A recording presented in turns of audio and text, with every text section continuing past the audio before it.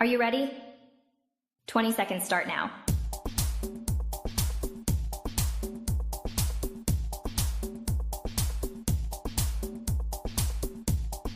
Ten seconds remaining. 5, 4, 3, 2, 1.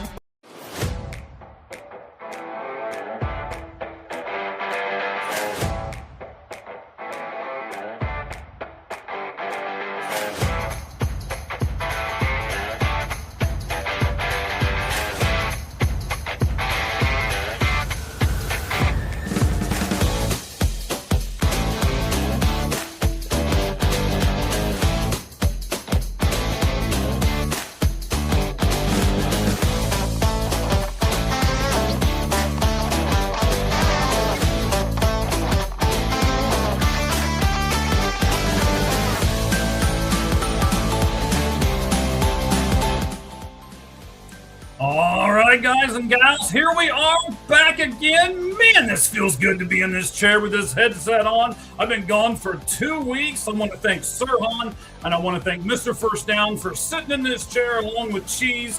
Thank you guys very much for helping us out and still keeping the Lights Out Sports podcast going while I was on vacation with my family back in O-H-I-O. All right. Jeez, I haven't seen you in a little bit. We've been talking over text and stuff, but how you been, man? I'm liking all the black, buddy. I'm liking all the black. There's black? Yeah, the shirt, the chair, the soul. The shirt, the chair. This is dark gray. Oh, is it dark gray? I'm so sorry. Mike is somewhat colorblind. It happens on vacation. It does.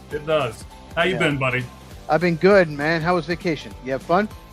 It was a nice break. Got to go back and see some things and meet some people and, made myself feel old because I had to go back and do the class reunion thing and then, turn 53 while I was gone and all that stuff. Class reunion. We're going to have to hear stories. Oh, there's not much to tell, man. They didn't like me when I was there in school. They liked me even worse when I was there for the reunion, so don't worry about it. They liked you worse. And you were not really. I can't say that. Worse. Shout out to Scott Porter. He did a great job of putting all that together for us. I appreciate that. He might be listening. He's a big Ohio State guy, so every once in a while. All right, man. I can't wait. We already got over 25 people jumped on. We had people, now it just jumped up to over 40. So we had a ton of people who jumped on as soon as we clicked live. I mean, they were there. They were ready, man. They must have all been your people. Yeah, probably. I got a following. I got there's a fan club maybe. Who knows? Who knows? We might have to get you your own fan club. You have to get more merch and everything else for you. Oh, merch. Yes, we do. Oh, speak of the merch. Uh-oh. Football with Cheese. Mm-hmm. There's a channel YouTube. Football Cheese is the X account. Make sure you follow me. And, if I forget to follow back, DM me and let me know. Because I forget sometimes. Yeah, so you're saying you're a little absent-minded? I mean, I might be colorblind, but I'd rather be colorblind than absent-minded. I'm just saying, sometimes I don't check my notifications, so I don't always follow back. I've gotten some angry DMs. Hey, man, you don't follow me back. I'm like, well, I don't check, man. Right. It is kind of hard to check and keep up on everything. We're busy guys, and we got another busy guy that we'll be bringing on here in just a minute. Wayne, if you've seen our draft specials, he's been on both of them. He is now a big-time guy, got his own sports thing that he's doing. I'll let him talk about that a little bit more, but we are extremely excited to have Wayne on here and get his opinions on some of the topics that we will be doing today. Let's see here. Over here. No. Okay. We're not doing advertisements for you people and all that stuff. Stop. All right. I guess it's nice to be popular enough to have trolls, but they're still a pain in the butt. All right. So we're not doing that. Anyway. Said hi. Let's get into this, man. Irene said hi. Hi, Irene. Hello, Irene. I don't see Irene saying hi, but okay. I see it on my YouTube. So it's on your YouTube. Okay. Speak of trolls. Mm-hmm. I used to do so well with Bears videos, and they figured out that their trolling helped my algorithm. So now they're going around saying, "Don't watch his videos," the Bears. But I have a Bears video coming out Thursday, so we'll see what happens. Update next week. All right. I will look very forward to that, buddy. All right. So, yeah, we'll get to all of this. But first, I almost forget how this goes, man. It's been 2 weeks. It's got me a little, okay, what am I doing here? Got all these buttons around me and notes around me. We got to get to Wayne and everything else. But before we do that, we've got to do our 5 flamin' 5 and 5. Let me explain to everybody how this works. Cheese gets 5 minutes on a countdown fire clock. If he can answer all 5 of these questions before the clock turns to 0, he will not burst into flames. So far, it's not happened. We're crossing our fingers for the day, but so far, it's not happened. Mm-hmm. When he does that, he's close. We've done really close a couple of times. You're right. But when all that happens, if he can get all 5 questions right, then there's a bonus question. And actually, that's when we're going to pull Wayne in. Wayne's going to be part of the bonus question. First time ever that a guest has ever been part of the bonus question. So we got all kinds of good stuff here. Yes, you know what? You ask nicely, I will. There you go. Yes. Dixon Maez, you have a wonderful, wonderful birthday. Jonathan, let me know if I said that correctly. I pronounced it because we don't want Mike pronouncing any names. That's very true. We don't want Mike pronouncing much of anything. All right, guys, let's go ahead and get into the 5 flamin' 5 and 5. The countdown will begin. Oh, I gotta adjust this because it's already 5 seconds in. The countdown will begin. He wants me to burst into flames. The countdown will begin when I read the first question. Cheese. We're actually going to do 2 NCAA basketball questions for a change here. We've never done that before either. That's not good. Oh, sure it is. I'm sure you've read all the notes. That's why I send them to you. What notes? What notes? We don't prepare for this. We just do it on the fly. What are you talking about? No, we do not. I watched a lot of podcasts over my 2-week vacation, and I saw a lot of people doing things on the fly. We will not, sir, do things on the fly. Oh, it was terrible podcasting. Anyway, Dusty May is rumored to have left Michigan to avoid a looming transfer portal tampering scandal. Of course, he's going to the Dallas Mavericks. This gives me Harbaugh vibes, Cheese. Do you think this will tarnish Michigan or Dallas more? It won't tarnish the Dallas Mavericks at all. They don't care. It's NBA doesn't care. Will it tarnish Michigan? Well, Harbaugh didn't. Michigan. So what has been proven by Jim Harbaugh and now by Dustin May is we can do minor infractions and still keep our national title. And it's told every other team in college, basketball and football, we can do this. As long as it's minor infractions, we can keep our national title. Michigan got a slap on the wrist. Michigan basketball, nothing's going to happen to it. There's something just wrong with Michigan. There's something wrong there. They do anything and everything to win. And NCAA needs to figure this out because they always seem to make the wrong decision on just about anything. But I don't like this, and it's really hard to root for Michigan in anything. All right. I agree with you. We'll see how this all works.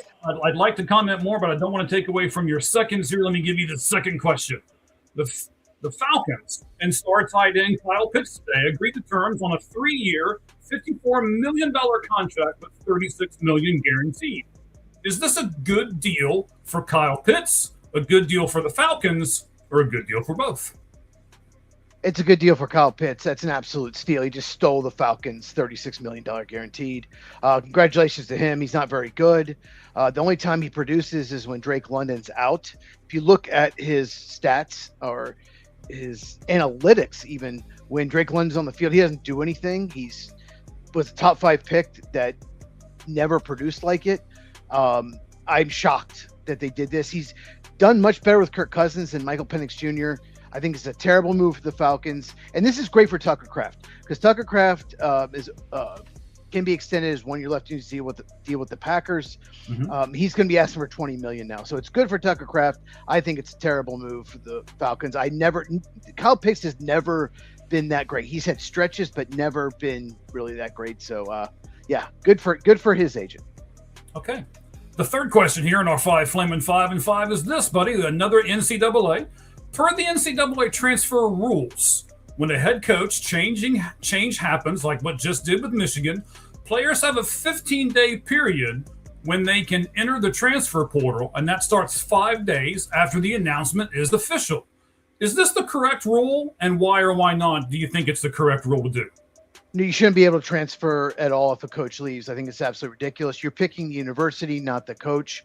So basically here's a scenario. So say if you're, I don't know, say you're Duke, for example, or North Carolina, and Louisville or Pitt has a really good coach, we can go just give them more money, pluck that coach, and then you've ruined all their best players could just transfer to Duke or North Carolina. It's a terrible rule. You're picking the university. If the coach leaves, too bad. I don't like this rule at all, and no, I don't think it should exist.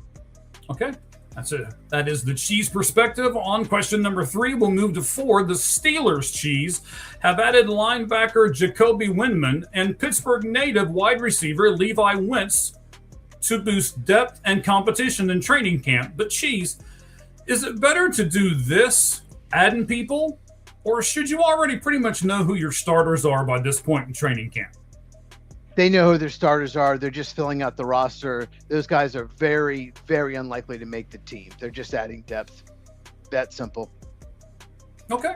I like its questions when they're just that simple. That means we got some time to do the last one. And here it is. Yep. Brandon Ayuk is a talented receiver. Cheese, who is going to eventually trade for him, and what do you think it'll basically cost? No one's going to give anything for him. That's why the 49ers are holding out hope that somebody is stupid enough to give them a pick for him. But the way he reacted in the season, he wants out. They want something for him, but everyone knows that. Every team knows that the 49ers are holding on to him because they don't have to trade him right away. So eventually they're just going to have to release him. And so I do not think he's going to be traded. I think he's going to be released sometime during camp. If anyone does trade for him, unlikely. It'd be like a conditional 7th rounder, in my opinion. Okay, so it's going to be something minimal then. I think they're going to have to release him. They want something for him, but they're not going to get anything. All right. I asked you the additional question, so I flipped that off of there. We were good, man. We were good. You're Okay. always good with that. I'm always right at the end. It's unbelievable how. Look at that. Somebody agrees with Cheese. What the heck is happening to this show? It's just a few minutes in and we're already doing this. Kyle Pitts. When they franchise him, I'm like, okay, well, I get it. 1 year deal, but I'm shocked to give him $36 million guaranteed. I think it's a huge, huge mistake. All right. And then Jonathan lets you know, yes, you did pronounce the Yes. birthday person's name correctly. So good going, buddy. Look at you. Starting off this show with a bang already. We haven't even brought our guest on yet. We're getting ready to, though. So here's the bonus question. I want to see if you agree with me on this. All right. I got to get to my notes here. So give me just a second to pull them up real fast. I think the NFL is allowing FIFA, the soccer ignoramuses, to punk them out right now. I don't like what they're doing. They're making them, okay, so we want to use your stadiums, NFL, and we want to have all of this stuff, NFL, but we want you to cover up all of your advertising. We want you to cover up all of your stadium names. And we want you to bend over backwards for us. Cheese, and then I'll ask Wayne here in a second, what in the world is the NFL doing? And are they being punked out by soccer, for God's sake. Yeah. I don't even know how to react. I don't watch. I have not watched any World Cup. I'm not going to. I think soccer's about as boring a sport. Maybe golf's a little more boring. Yeah. I don't have any interest in it. But the NFL, why let them use your stadium if you're going to block it out? Why even do that? Why? Right. What's the point? I don't understand. I don't understand either. I don't know if they were pressured. I don't know if we get the World Cup. I have no idea. But it just, why not have your stuff out there? It doesn't make any sense. Yeah, it doesn't make any sense to me. But what we're going to do right now is I'm going to see if Wayne can shed some light on this. Maybe he's got a different opinion. I'm going to bring him up here on the show. Here he is. How you doing, Wayne? Let me smack that around. There we go. What's going on, Wayne? Not too much. Obviously, happy birthday, Dixon Maez. Whatever age you're going to be, happy birthday for that. Excellent. Excited to be on here. Fantastic, man. We appreciate you joining us. We're going to talk about a bunch of stuff here with Wayne here as we keep going. But Wayne, help us here, man. What is the advantage for the NFL in allowing these soccer teams to use their stadiums yet cover up everything that they can cover up? What's the advantage? I don't get it. She's doesn't get it. What about yourself, buddy? The advantage is a lump sum payment for the use of the stadium. So basically, it's kind of like if I go into the VFW, right, and I say I'm going to use this for my birthday party, like Dixon Maya, you might rent out the VFW, right? You go in there and you say, I'm going to plugging all this stuff right now. You're like, I'm going to go in, I'm going to cover up all the stuff I don't like at the VFW. I'm going to put my picture, because it's my birthday. I'll put my picture everywhere, and that's what I want to do. Listen, I paid the $500 fee or whatever it is for the VFW. I can do whatever I want. I can decorate it however I want. I can take down whatever decorations they have. I can do whatever I want in there. Same thing with the World Cup. They paid a flat fee for the stadium. They can do whatever they want in there. They can take down all the advertisements they want. They can put up their own advertisements. They paid a flat fee, and it was probably a pretty hefty sum to do it.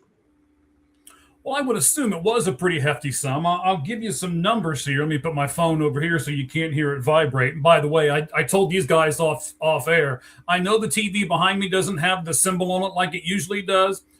I don't know what happened. All right. I've been on vacation for a couple of weeks. I come back, I turn the TV on, put it on the spot where it's supposed to be, and it said, nope, not today. So I was like, okay. So Madam Priest here, right? Says, I don't know, man. Soccer is the most popular sport in the world. There's a reason for that, but I won't get into that because it's going to make a lot of people mad. I hate that argument. I know. Well, okay. You know what? Let's get into it. Do you know why it's the most popular sport in the world? Because it's the cheapest sport in the world. You can put two sticks on a field and say, kick this ball between these two sticks. That's all you got to have. That's literally all you have to have for soccer. I know that's bare bones and everything else, but you don't have to have bats and gloves and all this other stuff like you have to have helmets and pads and everything else for all the other sports that cost so much more money. I totally get it that a lot of people want a sport that is not extremely expensive. And in my opinion, maybe you guys can agree or disagree with me, but I think that's why soccer is the most popular sport in the world, just because of the small financial burden that comes on parents and things like that to be able to do that. Go ahead, Wayne. Oh, I would say I disagree with that. I think that the reason soccer is so popular is because it's got a several 100-year head start on all the other sports. Basically, it's been around a lot longer. That's why it's more popular. The cost has nothing to do with it. Basketball is just as cheap as soccer to play. It's one ball. You set up a milk crate. You throw it into the milk crate. It's the same thing. But basketball is not as popular. Basketball is not even as popular as cricket, which you do need bats and gloves and pads and all kinds of stuff for. So really, it has to do with the age of the sport itself. That's why I think it's so popular. All right. I mean, you know what? Actually, I mean, you both make good points. So I agree with both of you. Oh, look at that. Look at the guy in the middle just being, wait, you think we're going to squish you because you're in the middle? Come on now. Well, definitely American football has not been around nearly as long. So, but obviously it's way bigger in America. So I did want to get some financial stuff with you guys here. So for AT&T Stadium, the FIFA related costs to AT&T Stadium is $352.5 million on a quick Google search. All right. They do host 9 matches. So they've got 94,000 seat stadium. If you assume that they sell out the stadium for all 9 matches, and they probably will. My wife has been watching all kinds of crazy TikToks, and she'll show me stuff, and I'll be like, "Stop it! I don't even like that sport. Stop showing me that crap." So one game will get them, 3,723. And if you take 3,723 and divide it by 9, they've got to make $414 extra dollars per seat just to break even with the $352.5 million. Now, to be honest, I looked up a bunch of stuff, and I'm not saying Wayne's lying to me, but I didn't realize there was a fee that they were paying each stadium. So, Wayne, I agree with you, man. That fee has got to be astronomical for it to pan out and for it to even out for them, right? Yeah, well, I mean, as far as the cost of FIFA, it's nothing, right? I mean, we look at like the Live Golf Tour. I know Cheese doesn't watch golf, but the Live Golf Tour, they were paying these guys. Cheese only watches football. That's it. Yeah, they're paying these guys $300 million to come over and play, win or lose.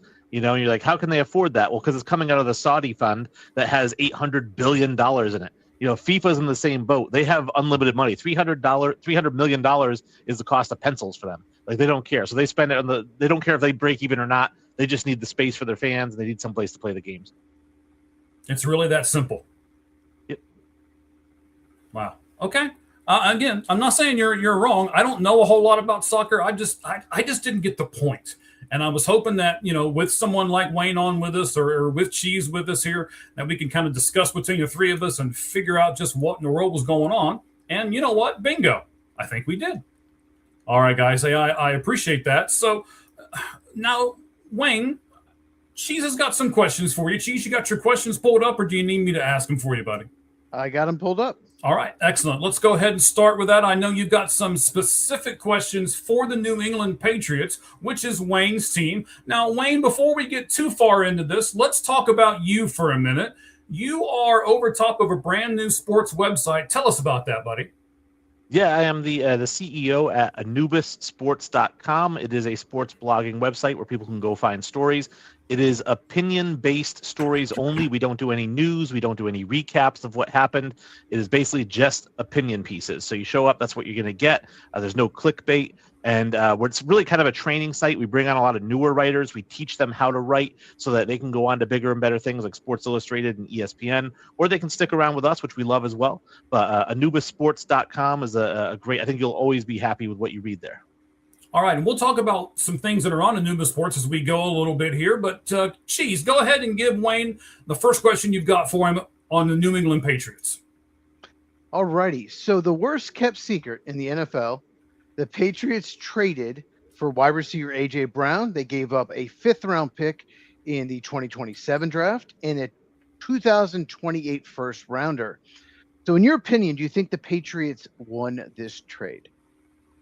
I don't think they won the trade. I think that it's kind of what was going to happen. I think he was going to get the Eagles were going to get a first-round pick for him. I think nobody wanted to give up a 2027. I know we're going to get into that in another question. Nobody wanted to give up a 2027 first. The Patriots might have been the only team willing to give up a 2028 first. I don't even know if anyone was offering that. I think that it was basically they had a deal in place for a while. I don't like it. Never did like it. When the rumors first started, I didn't like it. I don't think it's a great deal for them. I hate it. But, I don't think either team really won. I think it was a break-even deal. Okay, so I got to ask this. You have to ask why he hates it. Right? Yeah, see, I think I don't think he's a top 5 receiver. I still think he's a top 10. I rewatched some Eagles games, and he is really good after the catch. He's really good down the field. You have to know where he is. So why specifically do you not like it? I don't like it because I feel like there were other options out there. There are other bigger needs out there. I know they've drafted receiver in the last couple drafts, not in the first round, but they've drafted receivers. If you're going to make a trade for a wide receiver, there was talk that Brian Thomas might be available with Jacksonville, a much younger player, had a 1,300-yard season a couple years ago. Still under his rookie deal for the next couple of years. So you have that control plus the 5th-year team option. I know that right now A.J. Brown's contract looks good, but he's going to want more money than what he's getting Right now, he's going to get, $35-40 million a year. You could have Brian Thomas Jr. for $5 million a year, and he's going to give you, I think, similar numbers what you get from A.J. Brown. I agree that A.J. Brown is a more established receiver. He's got more tenure and all that, but I just feel like for what you could have gotten value-wise, I would have rather seen that, or Jordan Addison maybe. I just don't think it was a big need, and I think they went out like it was like their biggest need, and they spent like it was. So you didn't think they needed the number one guy, like a go-to receiver? Because the receiving core, to me, in the playoffs just didn't do enough.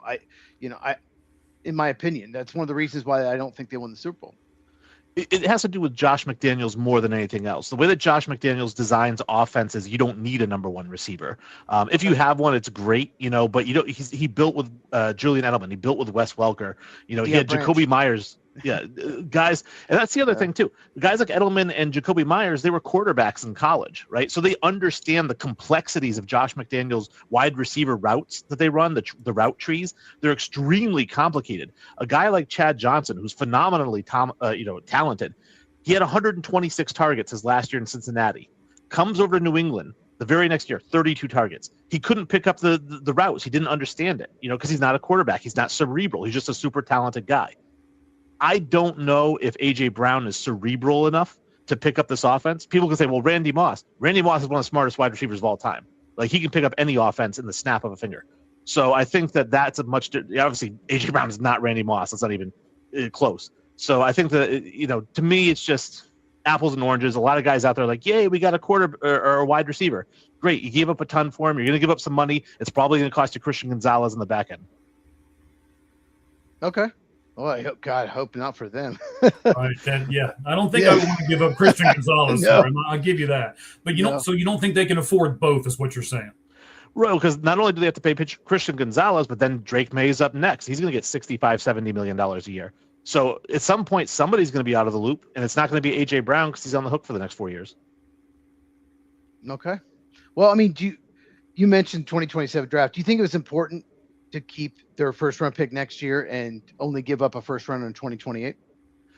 Yes and no. I mean, again, obviously 2027 is being hailed as like the best draft class in the last 10, 15, 20 years. And it is extremely deep. It's a really great draft class, mostly for quarterbacks, which they don't need, but for a lot of different positions. And the thing is, obviously, they're probably going to be picking next year, just like this year, like the 25 to 30 range. They're probably going to be at the top of the AFC East anyways.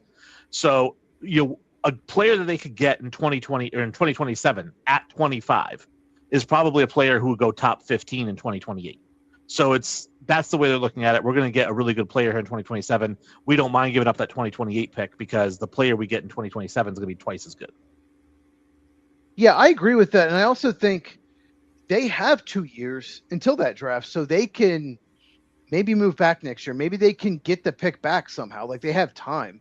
It pushes back, and they, like I said, that they were in the Super Bowl last year. They can use their first round pick to help them next year too. So I like the move for them, obviously more than you. And one of the reasons I like it is they push that first round pick back, and they can get better in the short term. Plus, you have to think about it this way. A.J. Brown could be a rental. I mean, all the guaranteed money was paid by Tennessee. New England's not really on the hook for much of that. So at the end of this season, if for whatever reason him and Mike Vrabel don't work out, him and Drake May don't work out, you throw him back into the trade market and you get back that first round pick. I mean, a lot of teams out there will give up a 2028 first for A.J. Brown, even if he has a down year this year. Yeah, and at worst, you cost yourself a 2027 fifth rounder if that happens. Yeah. All right. And you get 1 year of A.J. Brown. All right. So let's talk about the Patriots' first round pick. They traded up 3 spots in the late first round to draft Utah offensive tackle Caleb Lomu. He was expected to be drafted higher than this. Do you like the value of the pick? I don't love the value of the pick. It's okay. I mean, the way I know you said it's supposed to be drafted higher than this. I mean, according to NFL mock draft database, he was the overall ranking for him was 26. The consensus draft on him was 27 to the 49ers. Mel Kiper had him ranked 25th. 7th offensive lineman. Some people had him in the top 20, though. There were some people that thought he was. Yeah, there's always going to be some people who have one guy here or there. I mean, but ultimately, it seems like the experts had him kind of in that 20 to 30 range. So yeah, they had to trade up because obviously there was that run on tackles. I mean, the 6 guys who were ranked ahead of him went in the top 21. So if they wanted a tackle, they were going to have to move up, or they're not going to get one of the top 7 tackles. And after that, it was a huge drop off. So I think that I'm not blown away by the value. Like I said, again, just like AJ Brown, it's fair. It's where he was supposed to go. I think part of the reason they drafted Lomu is insurance, just in case Will Campbell can't stay at left tackle. Lomu played left tackle at Utah. Patriots are saying that Lomu will eventually take over right tackle for Morgan Moses, and that Will Campbell is definitely their left tackle of the future. Do you agree with me? Do you think part of it is just in case Campbell can't stay out there? I don't think that was part of it. I think that obviously he is insurance, but anybody you draft at tackle is going to be insurance. Whether they're drafted 5, 20, or 60, they're going to be insurance. So he can be insurance. I don't think that was why they picked him, though. I think they needed a right tackle. They said, we got Will Campbell at left. We need a right tackle. This guy's the best tackle on the board. If we wait and we don't get him, then we have to probably take somebody in the 3rd or 4th rounds. We nowhere near the talent of this guy. So let's go get this guy. We have Will Campbell and Lomu. That's a great, bookend for us. So that's why I think they looked at it as like, we want a starting. Now, if they do end up switching them, and Will goes to right and Lomu goes to left, I think that's fine. I don't think it's going to happen. I'm a big Will Campbell fan. I was impressed with him last year. I think he's going to work out. Okay, well, that was my next question. So you're not concerned at all with Will Campbell because he did struggle in the playoffs. He did, and allegedly, again, this could be just press, right? Is that he had a knee injury and he was battling with a knee injury. Yeah. But we also know that he came into the draft with questions about the length of his arms. Like there was questions about that, and he did have some issues with penalties a little bit in his rookie year. But he's a rookie. All rookies have kind of those same issues. I think overall he played great. I thought he was great in the pass blocking scheme, much better than obviously anything they've had recently. I know I mentioned when we did the draft, the show, I said that, I'm one of those guys, and it's probably going to be laughed at now, but I had said I wanted the Patriots to take, Joe Alt at number 3 instead of Drake May way back when, because I love him so much as a tackle. And that's, but they took Drake May. That's fine. Will Campbell's, I think he's a really, really good tackle. He's really good. I think that, he had the knee injury. If it was a knee injury, I think if he comes out this year in the first 8 games of the year, he's getting owned like he was in the Super Bowl, then I'll have bigger questions. But based on how he played, the 17-game regular season, I know he got hurt there as well. But based on the games he played, I'm very pleased with him at left tackle. I don't think arm length was the issue. I think his technique at times was a problem in the playoffs. I saw him lunging at times. So I don't think it was an arm length thing. I think he just needs to just play better. Maybe it was an issue too, but I just felt like his technique was off a little bit. I don't know if you've noticed that as well. Yeah, like I said, well, the arm length thing was the draft. When he was drafted, that was the big knock on him. But no, I think, and it didn't affect him all during the regular season. But like I said, in the playoffs, he did get owned throughout the playoffs. And I'm going to chalk it up to the knee injury, and technique will affect that. Anybody who's ever injured their ankle or their knee or any lower body extremity, you start walking a little bit differently, then your midsection hurts, then your arms or your shoulders hurt because you're tilted a certain way. And next thing you know, it's like, I can imagine trying to block, 260-pound speed rushers, on a sore knee. Yeah, I definitely agree with that. All right. So I want to just ask you about Mike Vrabel, because he was caught in a cheating scandal with reporter Diana Rossini. She had to resign from the Athletic, lost her whole career. And it seems like nothing has happened to Mike Vrabel. Are you okay with that? It's an interesting question, because it's like, are you okay with double standards? Because we know they exist. And am I okay with them existing? Well, obviously nobody should be okay with them existing, but it's also a difference between being okay with it and also saying that's just the way it is. There's nothing I can do about it, right? So there's a double standard factor to it, but there's also a factor to it that has nothing to do with double standards, and that's this. Sports writers, take it from me, are a dime a dozen. Elite NFL head coaches are 32 out of 8 billion. So basically, if you're going to get rid of one or the other, are you going to get rid of the one that you can replace by throwing an ad on Indeed and you'll have somebody the very next day? Or are you going to take somebody, or are you going to get rid of the guy who took you to the Super Bowl a year after you went 4-13? It's really, regardless of male or female, that's the double standard. But pushing that aside, he's a much, much, much, much more valuable commodity in the world than she is. That's true. You don't think he should have been, you don't think he should be any punishment at all?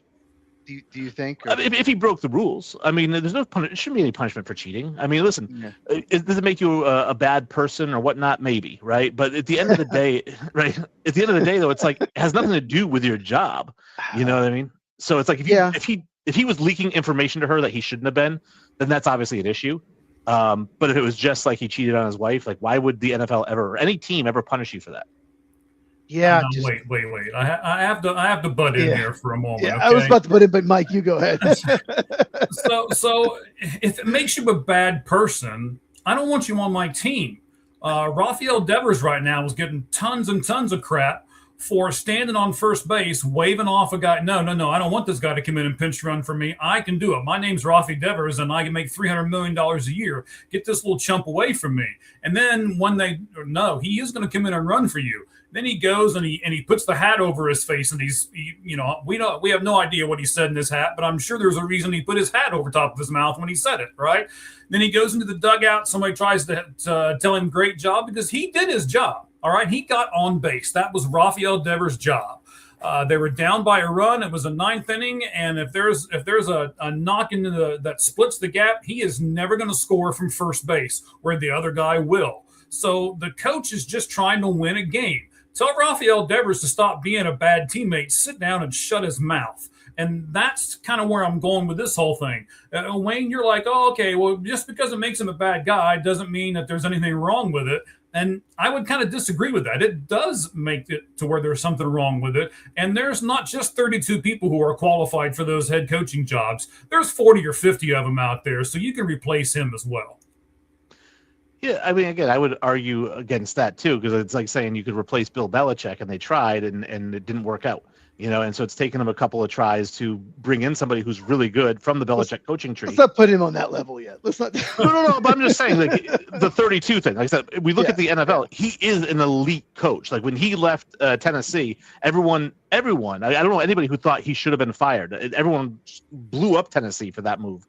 For getting rid of him. And then he's a free agent. Obviously, he could have gone to any team that had a head coach opening. They all wanted him, but he wanted to go to New England.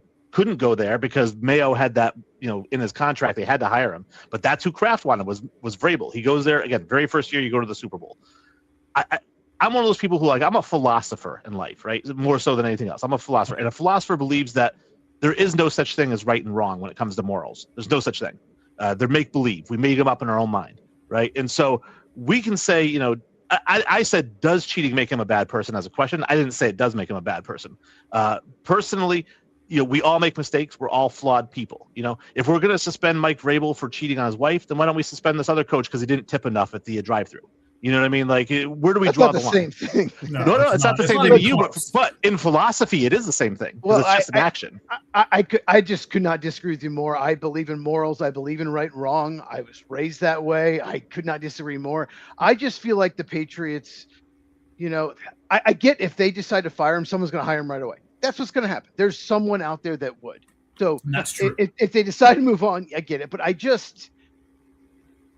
if I owned a team, I would just say, man, you're not coaching this team anymore. I just feel like there's some integrity there, and I don't think he necessarily should be punished, like you said, like suspended. I think that would be a big problem.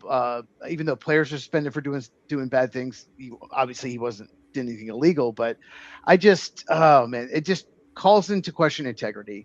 And, well, you've got 53 players on the team, and probably 40 of them cheat on their wives when they're out on the road, right? And so it's like, are we going to suspend all of them too? And we're going to do it for all 32 teams, so 1,200 guys are getting suspended because they can't stay faithful? I mean, where do we draw the line? And the drawing the line part, Wayne, is a very good question, because the other half of this, right, is you're going to have a Patriot player do something this season that people are just going to, oh, no, I can't believe he did that. And then they're going to look at the Patriots and say, okay, what are you going to do to him? And if they punish the player and they didn't punish their coach, then what kind of message are they sending? Well, if they punish a player for doing something on the field, it's going to be a completely different thing. The Patriots aren't going to punish any of their players for doing something off the field unless it's a criminal act. That's the truth of all 32 NFL franchises. None of them are high and mighty enough to suspend or do anything to somebody who didn't commit a criminal act.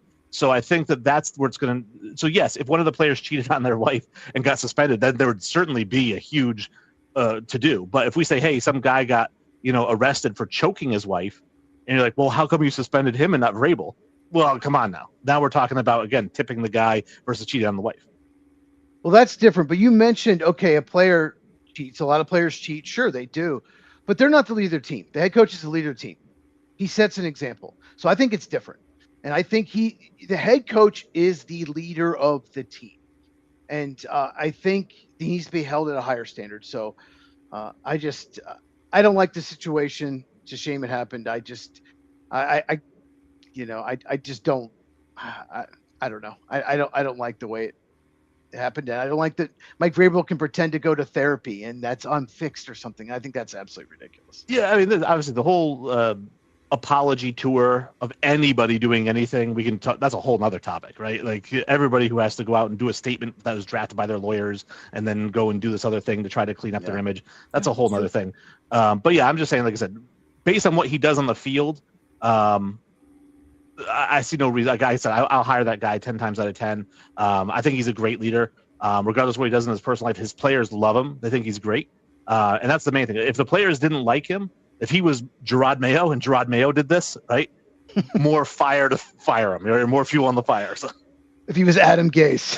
Right, exactly. He's gone. Give me a reason. And you know what, Wayne? That's why I like your site. Your site is opinion-based. Now, you have a slogan for your site. Tell me what that slogan is and what that means to you, Wayne. Yeah, opinion-driven content professionally written. Right. And what it really means is kind of what I said before, where it's like, we only do opinion-based content. We don't do any, breaking news. We don't do any recaps of games or recaps of the finals. We will give our opinion about it. And we're going to do it in a professional way. I'm a professional writer. I've had over 20 years of professional writing experience. I'm the one that's training all these writers to write like professionals. So when you go into this website and you read any article, I feel comfortable putting my name on it, stamping it, and saying, you're going to appreciate this article. It doesn't sound like it was written by some amateur in a basement. Right, and let me go over a few of these things. I was on your site earlier, and not that I'm not on your site all the time, because I am, but I was, right now you've got how MLB's new draft rules and are mimicking the NFL and the NBA. You've got that on your site right now for people to go and see. What's the New York Mets' real problem? You can read an article about that on Anubis, right? Correct? Anubis Sports, yeah. Anubis Sports. What star does the Kansas City Chiefs need to have a breakout season for them to have a good season and get to the playoffs? There's an article about that. With the new offensive coordinator, Mike McDaniel, something that Cheese and I have talked about before, are the Chargers now real contenders just by adding McDaniel? We both think the answer is yes. I didn't actually read the article, but I'm going to here when this is done. And there's a writer that says San Francisco will miss the playoffs. And then just to make sure that you guys cover everything, you even cover wrestling, because you've got a Dark Side of the Ring 7 preview up on your site right now. So for those of you who really want great opinionated sports articles, Wayne can tell you where to go. And I just rattled you off 1, 2, 3, 4, 5, 6, 7 articles that he's got up there that are great, intriguing articles for all of you guys to read. That's why we've got Wayne on the show. All right, buddy. We got a few more things for you here. So I couldn't load the Tom Brady video because, in our notes it says Tom Brady video, and that's all it says. Hopefully both of you got a chance to see it. I've got it on my phone. Look at that. Look at this cute little picture of Tom. I've got him on the phone right here, and I'm going to put the phone close to the mic. Hopefully this will work, and then we'll talk about what he says on this 1 minute and 9-second video after it plays. So let's do that. Oh, it would help if I turned the volume up. I think about him because when I think about being a dad, I think about him because of what my dad meant to me. And I know I'm not as good a dad to my kids that my dad's been to me. And I use them as my example as to how to keep a family together, and to care and to support and to love. And we want our kids to be happy. I want them to be respectful of people. I want them to be kind. I want to make the world a better place. I think maybe what I'd wish for my children is to find something they really love to do like I have. But I think I've taken it to an extreme too, there are imbalances in my life, and I hope they don't take things as far as I've taken them.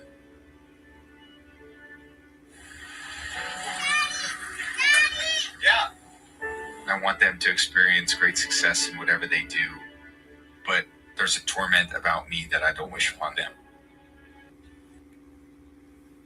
All right, so I think that's pretty interesting. Wayne, I'll start with you because you're the New England Patriot guy. You have probably watched more Tom Brady than what Cheese and well, I don't know about what Cheese has because Cheese watches a lot, but I'm sure you've watched more than what I have. Tell me what your opinion is of Tom Brady, and what's your opinion? Has it changed after you listened to that video about him saying that maybe he took some things too far, and because of that, he wasn't a great dad? By the way, happy Father's Day. I know it's a little late, but happy Father's Day to all the fathers out there. Yes, indeed. Happy Father's Day to everyone. As far as how I feel about Tom Brady, obviously as a Patriots fan, Tom Brady is the GOAT, right? He's the greatest player of all time, greatest quarterback of all time. I think he's incredible. He's amazing. He's a Patriot for life. I know he won a Super Bowl with Tampa Bay. He's always going to be a Patriot, a New England Patriot. He built this franchise. It carried it on his shoulders. Him and Belichick. I don't want to take anything away from Belichick because I know that's always the argument. But, Tom Brady's just absolutely incredible. As far as the video, I don't think it doesn't affect the way I think about him. I think it's consistent with how a lot of high performing athletes live their lives. It's like to get to that level, you have to have one thing on your mind all the time, every day, and nothing else. And you have to think that way all the way through college just to get to the pros. Then once you're in the pros, you have to think that way every single day or you're going to be out of a job. And then you have to think that way every single day to get to the level that he has, which is, the top of the mountain, 7 championship rings, right? And when you live that life, there are things that you sacrifice. I heard that video and I didn't think of it. I thought, one, obviously he loves his dad. And we know that he's been very open about that for a long time. Mm-hmm. I think that was less about him feeling bad about himself and more about him just really reflecting how much he loves his dad and what his dad did for him. Also at the end, when he talked about how he has a torment about him that he hopes his kids don't have, it's that drive that I mentioned. It's that drive for success.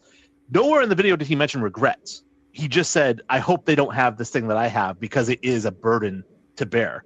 And I think that's what he was saying. And so I understand that. I think Derek Jeter did it right? Go out, sleep with all the women you want, live your life, play baseball, win World Series. And then when you're retired, get married and have kids. And that way you don't have to focus or split your focus between your profession and your family life. He did it the right way. I think Tom had kids. I honestly think Tom was kind of like forced into the family situation. I don't think he really wanted that. If he could have it his way, he would have done it Jeter's way. But it is what it is. Derek Jeter's a role. Wait, Derek. I don't know. So there's no right or wrong. Okay. So basically, you can do whatever you want. And then Derek Jeter's a role. Like they're doing it the right way. Wait, what is going on here? No. This is not happening. Sorry, Wayne. I could not disagree more with you on so many points tonight. That's why we love doing this show. We're still all going to be friends when this is all said and done. We don't have to agree on everything, obviously. Wow. Your face is red, though, buddy. You okay? I just disagree. And wow. So let me ask you this, Cheese. What kind of dedication does it take from a guy? And do you think it's really hard to have a family and a successful sports career? I'll say this. I watched a video of Tom Brady talking about when he got drafted in the 6th round. Like he just kept falling. And he was like in tears. And he was like, he really thought, I'm going to have to sell insurance. Like he didn't think he was going to be drafted. He didn't think anyone wanted him. Mm-hmm. I think that made him better as a quarterback. I think that put a chip on his shoulder to be one of the best ever, to prove all these teams. The Patriots passed on him, at least 5 times maybe? So it wasn't like Belichick, I know this guy's going to be great. So I think he just, like I said, put a chip on his shoulders, like, I want to be the best. So I think that's, and like Wayne said, I think that's one of the reasons why he was so successful is he worked as hard or harder than anyone to be the best. I mean, I know, Cheese, that you're not a father, and that's not an insult to you. It's just a fact, right? You got a beautiful fiance. No, Her girlfriend. Okay. I know. All right. I'm sorry. And boy, we're killing it now. Now I'm turning red. She's watching, right? But she is beautiful, though. All right. So let's look at that part. You keep this up, she's going to be my fiance. Anyway, so you're married. You're a happily married man. Well, I mean, according to Wayne, it doesn't matter, so it's okay. No, just kidding. I knew you were going to say that, and I had that set up the whole time. Anyway, so there's got to be a line, though, right? There's, this is kind of for both of you. I mean, Wayne, I don't know if you have children or anything like that. We've never had that discussion between the two of us. I mean, when I had my website a long time ago, before I started this podcast stuff, my wife called the website "The Other Woman" all the time. One of the she did. It's one of the reasons why when I went on this last vacation, I cannot wait to meet her. You will. When I went on this past vacation, when I just got back from, I told her, yeah, an hour a day, honey. Give me an hour a day to do stuff and repost things and all of that. But I'm not going to do a lot on the site. I'm going to take a vacation. It's going to be you and me. It's going to be us going back to where we grew up, and I'm going to spend some time with you and spend some time doing those things. So I'm not going to sit here in front of everybody and tell you that it didn't eat away at me going, oh, I need to be doing this, and I need to be doing that, and so I get it when these things happen with people, but there's a line somewhere, right, where you've got to be a family guy and you've got to be a team guy. Where's the line at? How do we draw that, gentlemen? The line is drawn before either one happens, and that's the problem. Right, because Tom Brady drew the line in the sand that he was going to be a great quarterback and he was going to work harder than anybody else. And he drew that line in the sand when he was a teenager before he ever had a girlfriend. Right, that became his identity. And so when he did have a family, it doesn't change your identity. You can't change your identity, or you can, but it's really hard. It takes lots of psychotherapy. Right, Basically, he drew that line in the sand. He said, "This is who I am," and that's who he was his entire life. He had kids, but he was still Tom Brady, the quarterback, not Tom Brady, the dad, because he had drawn that line in the sand. I grew up in a family that was an incredibly loving family. Like, I loved my family so much, and I wanted to have my own family. I said, this is what I want. I want to have this. I want to be just like these people, And I'm not saying Tom didn't feel that way, but I got married. I had my kid who just graduated high school this past summer, and I have no regrets about being a parent because I always put my family first. Even when it came to work, if work was like, hey, we need you to work extra hours, I would say, no, this is family time. I'm not working the extra hours. And if they said it's going to cost you your job, I'll find another job. That's how hard my line in the sand was. Family comes first 100% of the time. But I drew that line when I was 11 years old or 9 years old, right? Just like Tom drew his line. And unfortunately, when I got to my professional life, it's hurt me professionally that I wouldn't commit to work the way that Tom committed to his work. And it hurt Tom familially because he committed to work instead of committing to the family. And we made those commitments before any of that stuff happened in our lives. Cheese? Well, I'll just say this. A lot of athletes get married young and have kids during their professional careers. He knows a lot more about Tom Brady as the person, the family man, than I do. Mm-hmm. So I don't, if it was forced on him, kids, okay. I don't know, but I just I don't, I think there's, I don't know. Like I said, I just don't know enough about Tom Brady as a father and his family. I don't listen to gossip, so I don't know much. But I know I think he was married to an actress or something. So I don't know enough about it to make opinion on that aspect of his life. You're really, and we'll prove this here in the next segment that we're going to go to here. You're the sports guy. You don't care about anything else that goes on around it. You don't care about Tay-Tay or any of those other people. You're just like, show me what's on the field, and that's what I want to see, right? When they showed Taylor Swift, I just cringe. I don't want to see her. I want to watch Travis Kelce play football. I just don't.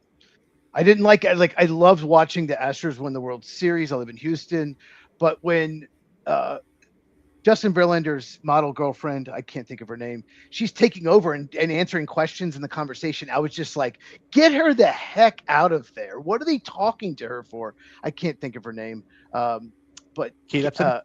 Kate Upton. Yeah. Like they were like she was answering more questions than Justin Verlander. What are we doing? This is not sports. To answer your question. Okay. Yeah, I know that about you. So I don't know how you're going to react to this one. This is the one that you asked me about kind of off air, and we're going to jump into this real quick. Wayne, this might be just you and me. I don't know. So I'm going to do either a 3 or a 5-part series on my other podcast that I do later on this week called The Sports Pulpit, and I'm going to do it called Pride in Baseball, not the pride that you have in baseball, but the LGBTQ community when they call it Pride in Baseball. I read the article that you actually wrote, and I want to ask you a few questions promoting that article. And of course, hey, I'm not going to lie about it, the upcoming podcast that I'll be doing here in a few days. So Wayne, in the article you said San Francisco is considered the hub of the LGBTQ community and their fight for equality. Yet, at least when it comes to baseball, they are celebrated when most other organizations are not. So what equality do you think they have to fight for? Well, again, when I say the fight for equality, I think I'm speaking obviously in the big picture terms. I mean, it's great if the New York Yankees want to celebrate by having a Pride Night. I shouldn't be like, oh, that's it. It's level now. Everybody has a level playing field and everybody's treated the same. It's not that, right? It's obviously it's been years and years and years of not being treated the same. And even to this day, just like with civil rights, we've come miles from where we were years ago, right? Mm-hmm. But we're still a long way from where we should be, which is kind of that whole level playing field. And so, yes, they are celebrated in baseball, probably more than any other sport. And that's great. Or maybe like a lot of the female sports do it more, like the WNBA and women's soccer and stuff like that.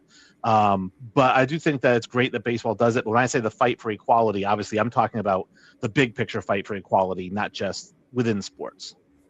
Okay, so Pride Month is June, so that's usually why baseball celebrates it so much. And there is one team that refuses to do a Pride celebration. I'll talk about that in the upcoming podcast. Second thing here, Wayne, the players who wrote the verses on their caps said they were paying respect to their faith, and in it's quoted in your story as their words, diversity and inclusion means accepting people of all faiths and their beliefs. Do you agree with that definition, sir? 100%. Yeah. Inclusion in general means including everybody. And like I said, I'm a pro-equality guy on every single issue and every single topic. Women should be equal with men. Gay and homosexual people should be equal with straight people. Minorities should be equal with white people. Everyone should just be equal, right? And so, like, that's my whole belief. And diversity and inclusion, I believe, is all about trying to make things equal. And it comes down to faiths as well, right? If you are agnostic or atheist or Muslim or Hindu or Christian, it doesn't matter. You're all the same. You're all equal. I know they don't think that, right? There's like, we're right, they're wrong. But no, you're all the same. You're all equal. You're all people. You know what? Love each other, right? That's the ultimate message of all your religions. Love each other, right? And just be kind to each other. So yes, I do agree that diversity means respecting and finding equal ground with all faiths. All right, last question for you on this topic, sir. You insinuate in your article on anubasports.com that because of the timing, the display of biblical verses may not actually be the true motive of these players. So I'd like for you to explain what you mean by the timing aspect of it. And I need to ask you, can't you celebrate your religious beliefs silently? And, do you have to scream, I'm a lesbian or I'm a Christian from the top of the mountain? Yeah, so the first part, when I talk about timing, right, I'm talking about doing it on Pride Celebration Day, right? They could do that any day of the week, and they chose to do it that particular day. Now, if I go to somebody's birthday and I start opening up presents because I'm equal to them, right? I'm trying to make their birthday about me, right? That day was not about those players, and it was not about their faith. It was about pride, right? So let that happen. And if the team wants to hold, or if multiple teams want to hold a faith day where you have multiple faiths and you can write things on your hat and your uniform, awesome. Then I think that the pride people shouldn't try to make that day about themselves either. It was definitely them trying. Hold on. He can't keep it. He can't do it. Okay. The thing is, if it goes against what they believe in, they have every right to do it. it's not like they didn't, like, I'm not wearing pride stuff. It goes against their religion. They have every right to be Christian if they don't believe in some aspects of the LGBTQ. Like, I don't believe in some aspects of it. I'll be honest with you. I don't believe in trans surgeries, gender surgeries for kids. I don't believe that at all. I don't believe men should go in women's bathrooms. I think we should protect our women. So that is part of that group. And if they want to put scripture on that night to show their support for their religion, they have every right to do that. And it just makes me so mad that you are criticized for, like, you have to accept that. The whole LGBT, you have to accept it or you're a horrible person, and you're allowed to criticize Christians for their faith. And I think it's a double standard, and it just really bothers me as a Christian man. And I really I respect them for doing it. So I disagree with you. And I agree with you that there is a double standard there. And like I said, I believe in equality for everything, right? So if you're going to celebrate one, then celebrate the other. Like, I'm okay with celebrating and having a religion day and celebrating the religious things and saying, hey, listen, Pride, we're not going to do that day. But it's, again, don't infringe on somebody's party is the way I look at it. And the way I explained it to somebody else online is I said, let's look at it this way. If I work at McDonald's, right? Because baseball players basically are just fry cooks, right? So if I work at McDonald's, and my boss says to me, hey, Wayne, tomorrow's St. Patrick's Day. Everybody here is wearing green. I said, well, I'm not Irish. I don't want to wear green. And he's like, well, that's the uniform tomorrow. I can call in sick or I can work in green. I can't come in and wear what I want in protest. And Major League Baseball did the right thing here by giving these guys crap, because they said, listen, we have a rule in our rule book says you are not allowed to write on the uniforms. You are not allowed to doctor the uniforms. You are not allowed to wear what you want. If the team says you have to wear this, you can wear it or you can call in sick. And they can call in sick. And I would be totally fine with that. Again, I think that them trying to make the day that wasn't about them was the thing that I had the issue with. Again, I think they should celebrate. They should have a Christian day. I'm fine with that. I don't think you should have a Christian day. I don't think they should have a Pride Day. I don't think you should have anything. I don't think you should bring any kind of thing into sports. I watch sports because I don't like what's happening in the world. There's a lot of bad things happening. That's why I've always loved sports, because it's kind of like you get away from that stuff. I don't want a Christian night. I don't want a like nuclear family night. I don't want a Pride night. I don't want any of that. Your family night, huh? Wow. Whatever. I don't know. What Texas Rangers have some kind of family night coming up, like they have something like that. And it's not called nuclear family. I don't know what it's called. But the point I'm trying to make is I don't want any of that. I don't want anything political, anything controversial with sports. I like bobblehead night. Yes. I like T-shirt giveaway night. That's what I want. I don't want any of this. But she's what happens here, buddy. And you know this as well as I do, and Wayne knows this too. You're trying to be diversified, and you're trying to get everybody to come out to your ballpark. And if you think you have to have a day directed towards those people to get them to come out, then that's what you're going to do. I'm sure they had some kind of giveaway, or like the Phoenix Mercury here this weekend had this hat that they gave away. And I kept seeing a lot of people on my Facebook feed and stuff. Oh, look at the Mercury hat. And we went to do this and, la. I didn't hate them for it. They're allowed to go to that game. They're allowed to wear that hat. Would I go to that game? Would I wear that hat? No, I would not. But I'm not them. So I understand where Wayne's coming from, and I also understand where you're coming from, and that's why. And I know Wayne, I'll give you just a second, but that's why I wanted to do this series on the Sports Pulpit. I'm going to put a lot of research and time into this. I've already written the first 2 episodes, and I'm working on the next 3. This will be a nice kind of controversial thing that hopefully I can find a middle ground for everybody on, and I really look forward to being able to do that. Wayne, go ahead, buddy. Yeah, I was just going to answer the second part of your question, which was like, do people have to shout from the rooftops or from the mountaintops? Right. I am Christian, I am gay, or whatever, right? And the answer is they don't have to, but they should be allowed to, right? Because if we say, oh, you're not allowed to shout that, then people shouldn't be allowed to shout, I'm a Jets fan, at least not around me, right? Or people shouldn't be allowed to shout. Why would anyone admit that? Why would right? admit this? But like, it's just like people are proud of who they are, right? Whether they're a fan of a certain team, whether they're a sexual orientation, whether they're a particular race, or whether they're a certain religion.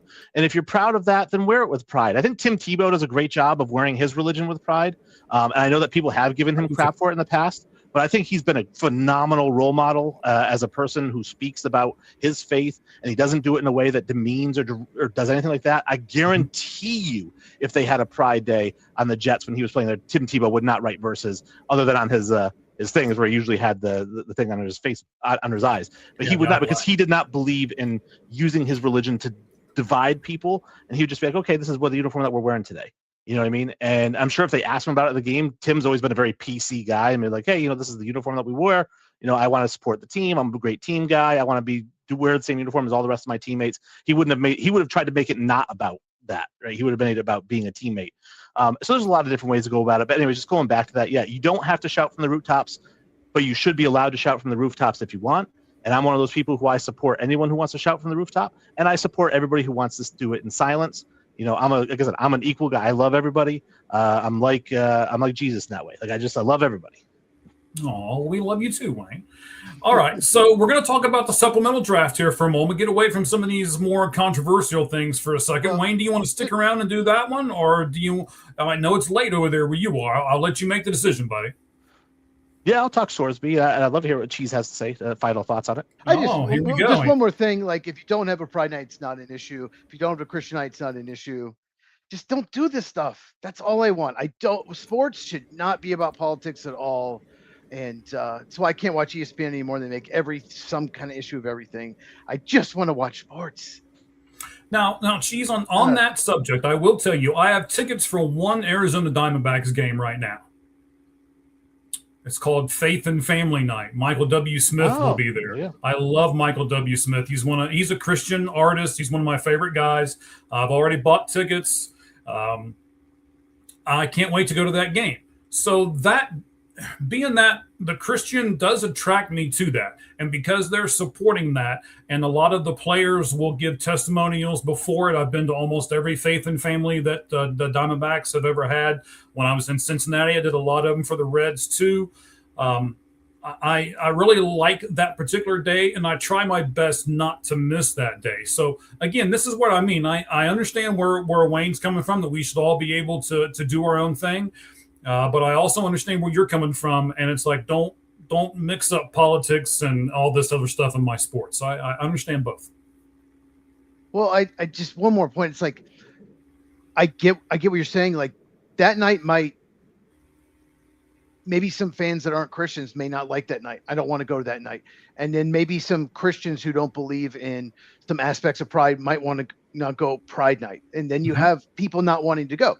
So that's I think that's the point I'm trying to make is, why not just not have any of it? And just, like Wayne said, everyone's equal. Just not bring any kind of issue to it. And bobblehead night, that's great. Have stuff like that. But obviously, I get both your points, both your guys' points. But I would love a world where there was no politics in sports, because I hate politics, as Mike knows.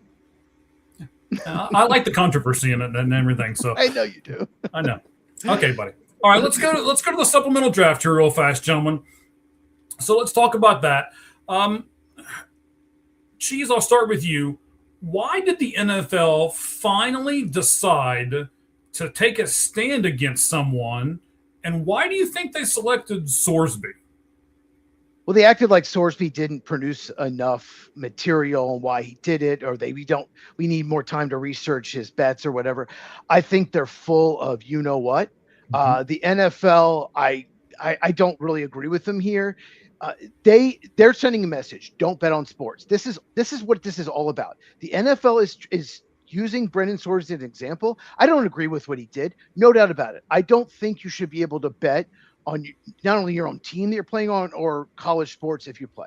Okay, that's a different topic. But they're trying to send a message: if you bet, we have control of this. They have control of the situation. They don't have to have a supplemental draft. They're sending a message about gambling and sports betting. That's what this is all about. All that thing is, we didn't know, all that stuff. We need more research. You didn't submit enough. I think they're lying. I think it's bull crap.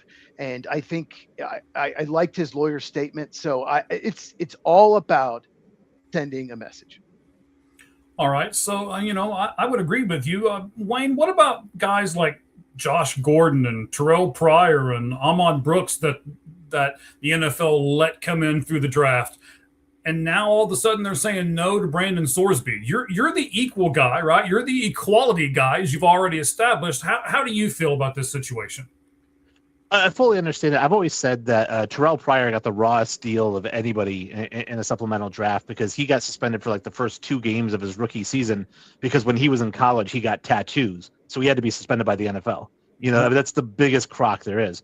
But they still let him in. You know, and again, his thing was just trading, you know, team memorabilia for tattoos, which nowadays you're allowed to do because of the whole NIL thing. But back then they didn't have it, so you couldn't do it. But with those guys, what I will say, and to Cheese's point, because I completely agree with him, those guys didn't gamble. They didn't bet on their own team.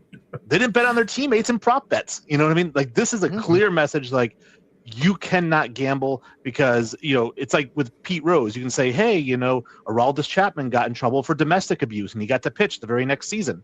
Well, how come Pete Rose got suspended? Because you can't gamble on your team. You can't do that. So here's my thing with this right now, though. Every time I watch a baseball game, I can't watch 2 or 3 innings without seeing an ad for a gambling site. I can't look on the outfield walls without seeing a display ad. I can't. The bed that the sporting community has chosen to lie in is now just littered with gambling everything. Didn't they think this was going to happen, guys? Go ahead, Wayne. I don't think they thought it was going to happen. I think that, you know, they understand that gambling is a part of life. They're obviously trying to make money on it.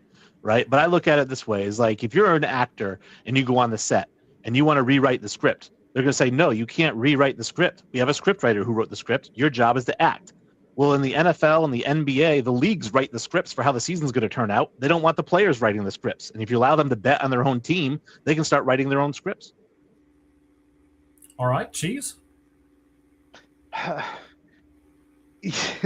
They're definitely hypocritical. The NFL, I mean, we know they are.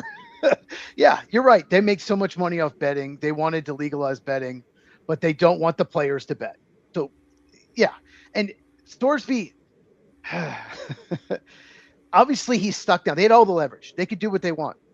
And they're telling college athletes, if you bet and you get caught after the draft, we're not going to let you in the NFL. They're trying to tell you this is what we're going to do. And now he cannot sign as a free agent. He has to wait till next draft before he can sign. He cannot sign until like after the draft next year, so he can play in another professional league. But yeah, they're all about making money on betting. But if you bet, we're going to block you from the NFL. And he's stuck now. I mean, he lost a $5 million NIL deal with Texas Tech. Even if he was a 3rd round supplemental pick, he wouldn't have made close to that. And I don't know what he's going to do now. I think they're going to appeal. I wonder if the Players Association will get involved. I don't know if they can get involved because he's not in the NFL. I don't know if they can. So it's just kind of a mess now. I did not expect this. I thought they would have a supplemental draft for them. I'm a little disappointed in the NFL. I am curious just to follow up with Cheese because you keep bringing up the fact that he bet, and obviously we talked about different degrees of wrong within morality, right? Is it because he bet, or is it because he hired people to place bets for him on his teammates to hit certain achievements on the field that he had influence over? Like if he had just played DraftKings and was betting on the Bengals and the Browns, would he be in trouble, or is it because he specifically bet on his own team and influenced the outcome of it? That's the reason. The second one, absolutely. Yeah, if you bet on Australian rugby, this probably wouldn't have ever been an issue. But yeah, no, and he was at Indiana and he bet he knows who's hurt. When he never played for Indiana, but he was on the team, he knew who was hurt. He bet on the teams. That's why. Absolutely. The NFL is really worried about it. Calvin Ridley was caught. I think a couple of players were. He was suspended. The NFL doesn't want that. Roger Goodell doesn't want that. And this is why they're doing this. Now, gentlemen, let me give you this list. Actually, Cheese sent this to me. I forgot about it. I'm going to pull it up real quick. I think this is going to work when I hit this button right here. Maybe it's not. It's not. Hang on. The old man's trying to figure out how to do this real quick. And it was funny, Mike. I was gonna talk to you about. Maybe we could do. Right before the supplemental draft, maybe we do like a little special. I was going to see if Wayne maybe want to do it too. Talk about the prospect. Maybe talk about him for 30 minutes. Well, that's gone. Yeah, that's gone. Right, that's gone. So I can't pull it up on the screen, but so here are the 2027 NFL draft quarterback class now. You got Arch Manning, you got Dante Moore, you got Jaden, help me here, Cheese, Maiva? I'll just let you just let me screw it all up. Thanks, buddy. Julian Sayin, Drew Mestamaker, yeah. Oh, an easy one. CJ Carr, Trinidad Chambliss, Nico, then Darian Mensah, Lenora Sellers, and now Brandon Sorsby. Where in the world is Brandon Sorsby now even going to get picked? I mean, he is nowhere near what the rest of those people are in that draft, especially if he doesn't play, right? How are we going to evaluate a guy that can't play? I'll just talk about this real quick with Sorsby. He has a good arm. I think he can make all the throws. That's always a good start. When you can do that, that's not going to really hurt your draft stock. That's really important to a lot of teams. But if he doesn't play and just sets out a year, it's really going to hurt his draft stock. Nico, whatever, the guy used to be on Tennessee, now is UCLA. I don't think he's a draft prospect at all. Let's just throw him out of there. I don't like him as projecting NFL. Mensah is interesting. He's on Miami now. CJ Carr, Notre Dame, probably a little more underrated. I think I have him higher than consensus right now.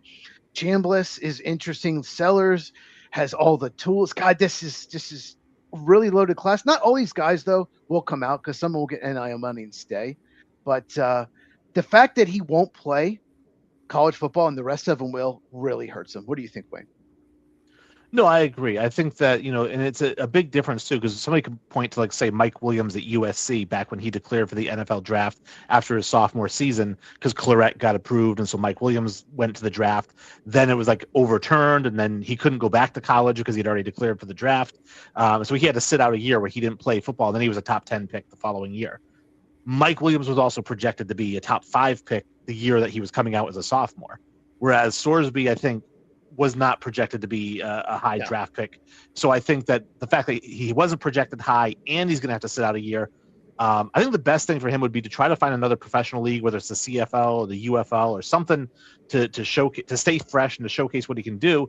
Otherwise, he's probably going to be looking at being an undrafted free agent next year and just signing with somebody and hoping that he can catch on. Well, it's not just that. Like, even if his play, their team's not going to draft him, take him off the board because of the betting stuff, because of the gambling. Vegas isn't going to sign him. There's no draft him. Vegas isn't going to draft him. He's not going to live in Vegas. He's a gambling problem. So there's already teams, I don't know how many, that are not even going to, they're going to take him off the board no matter what. So, yeah, I don't know. I just don't know, one, if he'll play and what teams are thinking. And I have to go back and really watch Cincinnati again. I have very little notes on him, very, very small amount, because I didn't think he would be draft eligible this year. I really focus on them. So I just don't know how he'll be evaluated. It could be all over the place. I think more so than his performance or his arm, because he'll have a pro day and all that. More than any of that is going to be the interviews, right? And teams are going to get a chance to interview him and find out as much as they can about him. And do they feel like he's remorseful? Do they feel like he will do it again? It's going to be up to them to decide. I mean, they don't know for sure, but their best guess. I'm a big believer in second chances, right? I mean, obviously he made a huge mistake.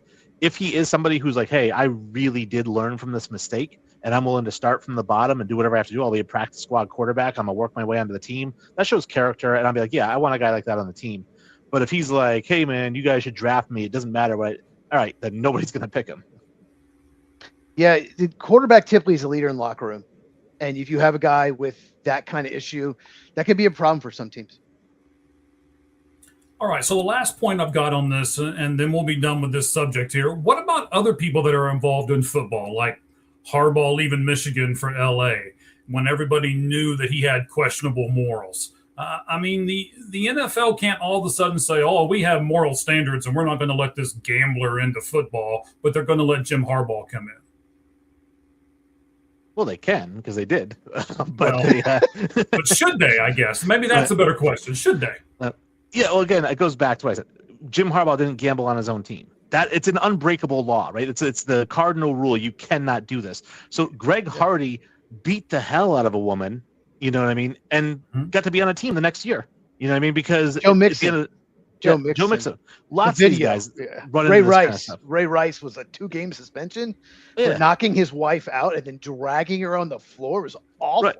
Only because the NFL didn't think that video was going to leak. That's why it was 2-game suspension. His career was over once the video leaked. But the point is, like I said, yeah, they don't care about morals. There is no morality code in the NFL. Just don't bet on this league that you're playing in, and especially on your own team.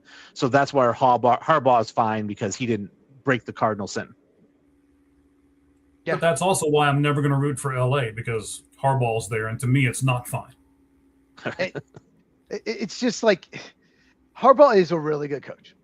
And that's why it's like that he could do that. He could cheat at Michigan, maybe not do something. Look, we talked about that with May. He can do minor violations, not get the national title taken away, and pick his job in the NFL because he's such a good coach. And the NFL, like you said, it's not about betting. Doesn't have insider information, so it's okay. And He meant Vrabel. He said May. He meant. I saw Wayne go, May. What? Huh? He meant Vrabel. No, I meant May, the Michigan basketball coach of Michigan. Oh, okay. Yeah, like it's like Michigan is figure out what rules can we break where we will not lose our national title, and it might be a fine, and then we can just bail. The coach can just bail, and we'll get someone else. That's basically what Michigan sports has become, and it makes you really want to root against them every time they play. It's kind of sad. All right, gentlemen. Wayne, so we're going to jump into some baseball stuff. I know baseball is on Anita Sports, but it's not necessarily your big thing, even though you just wrote an article about it. So we'll do the rest of this by ourselves on the solo side. We appreciate you coming on with us. Thank you very much, buddy. One more time, tell us where people can find you. Give us your social media handles and stuff like that, bud. Yeah, absolutely. AnubisSports.com. That's the website. You can go at Anubis Sports HQ on Twitter. Just search Anubis Sports on Facebook. We have our own page on there. We have our own Instagram, Reddit page. Check us out on Reddit. And LinkedIn. We have our own LinkedIn page, so I share a lot of stuff from there. But every article that we post on the site gets posted on socials. But AnubisSports.com. Opinion-driven. Only get opinions, and it's going to be professionally written. All right. Hey, we're going to be working with Anubis Sports a lot as far as the Lights Out Sports podcast and other stuff here within the realm of All Gloves Off Sports Media. So we're very happy to put that relationship together. And Wayne, I appreciate you doing that with us. And I really, really appreciate you being on with us today here on the Lights Out Sports podcast. Yeah, absolutely. It was a blast. All right, sir. Thank you very much. We appreciate it.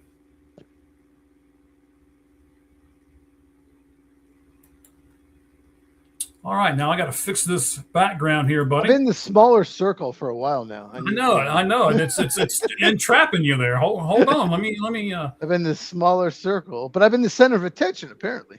Well, I don't know. I can tell you this: our viewership is,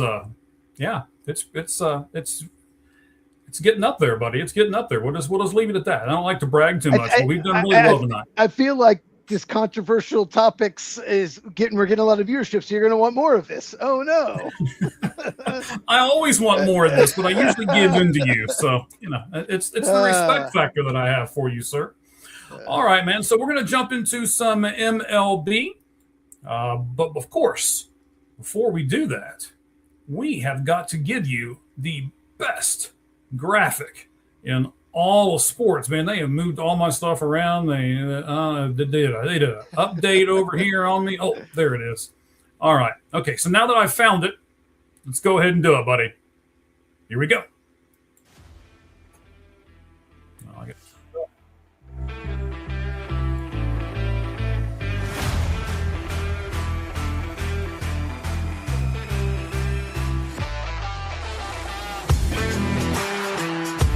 No, I missed that graphic. I haven't seen it for a long time. Pretty badass.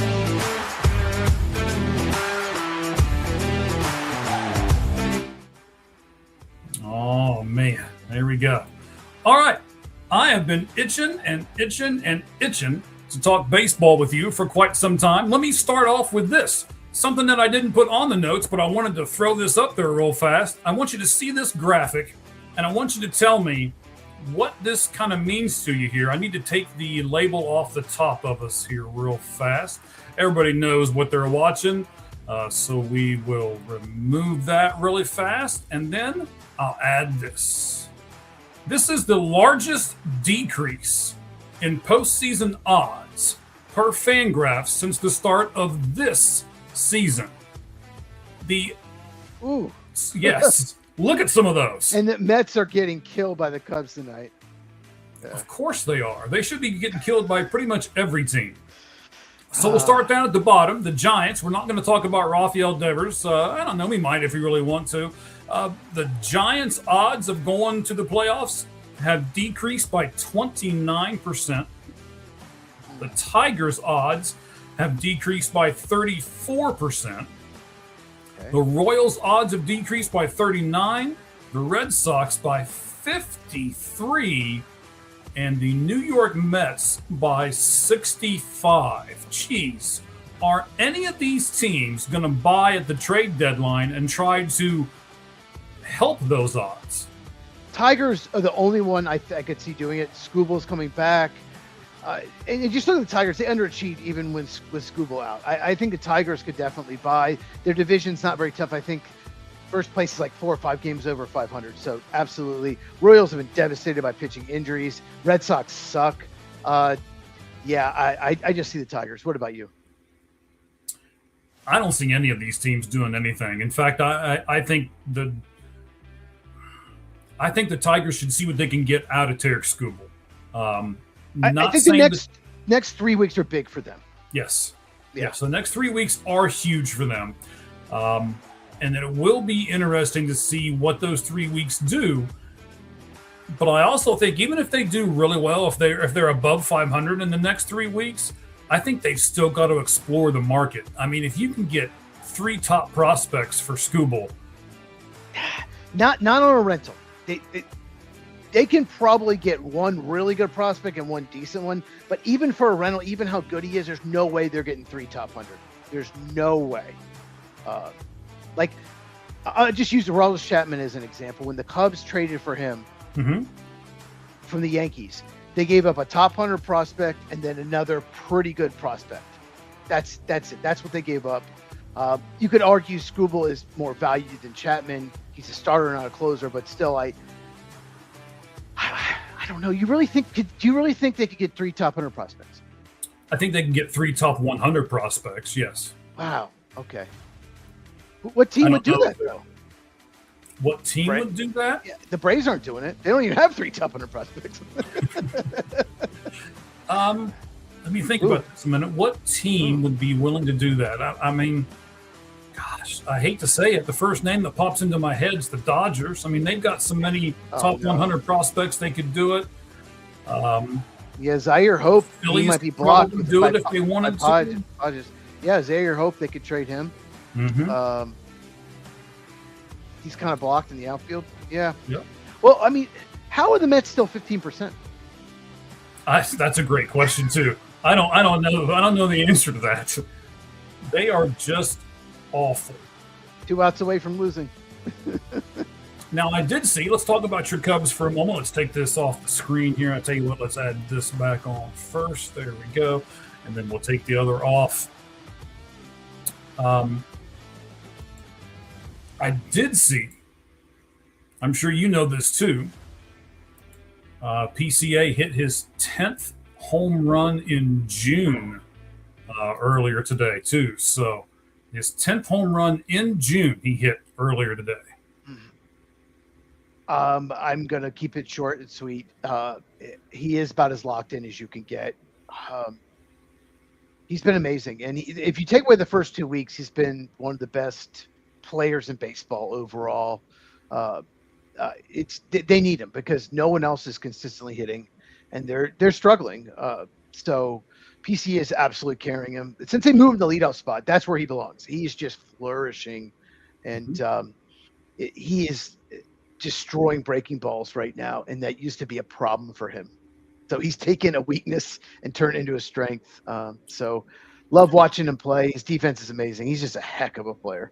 To take the next step, though, and we both know this, to take that next step, because we talked about this before. This is what happens. They look and they go, okay, this guy can hit a fastball. Don't throw him a fastball. He can foul off the change until he gets a fastball. So but wait, he can't hit a breaking ball to save his life. So throw him 4 of those in a row. And if you can't hit him, you can't hit him. Now he's taken that, like you said, he's taken that weakness and making it a strength. And as long as he can keep doing that, the Cubs may have gotten a bargain when they signed PCA to that contract. We'll see how it all works out. I know it's a small sample size right at the moment, but we'll see how it goes. I think they did, and he used to. What teams were doing early on the season was throwing him low breaking balls that looked knee high with 2 strikes that would go in the dirt. He was swinging all of them. He was swinging like crazy.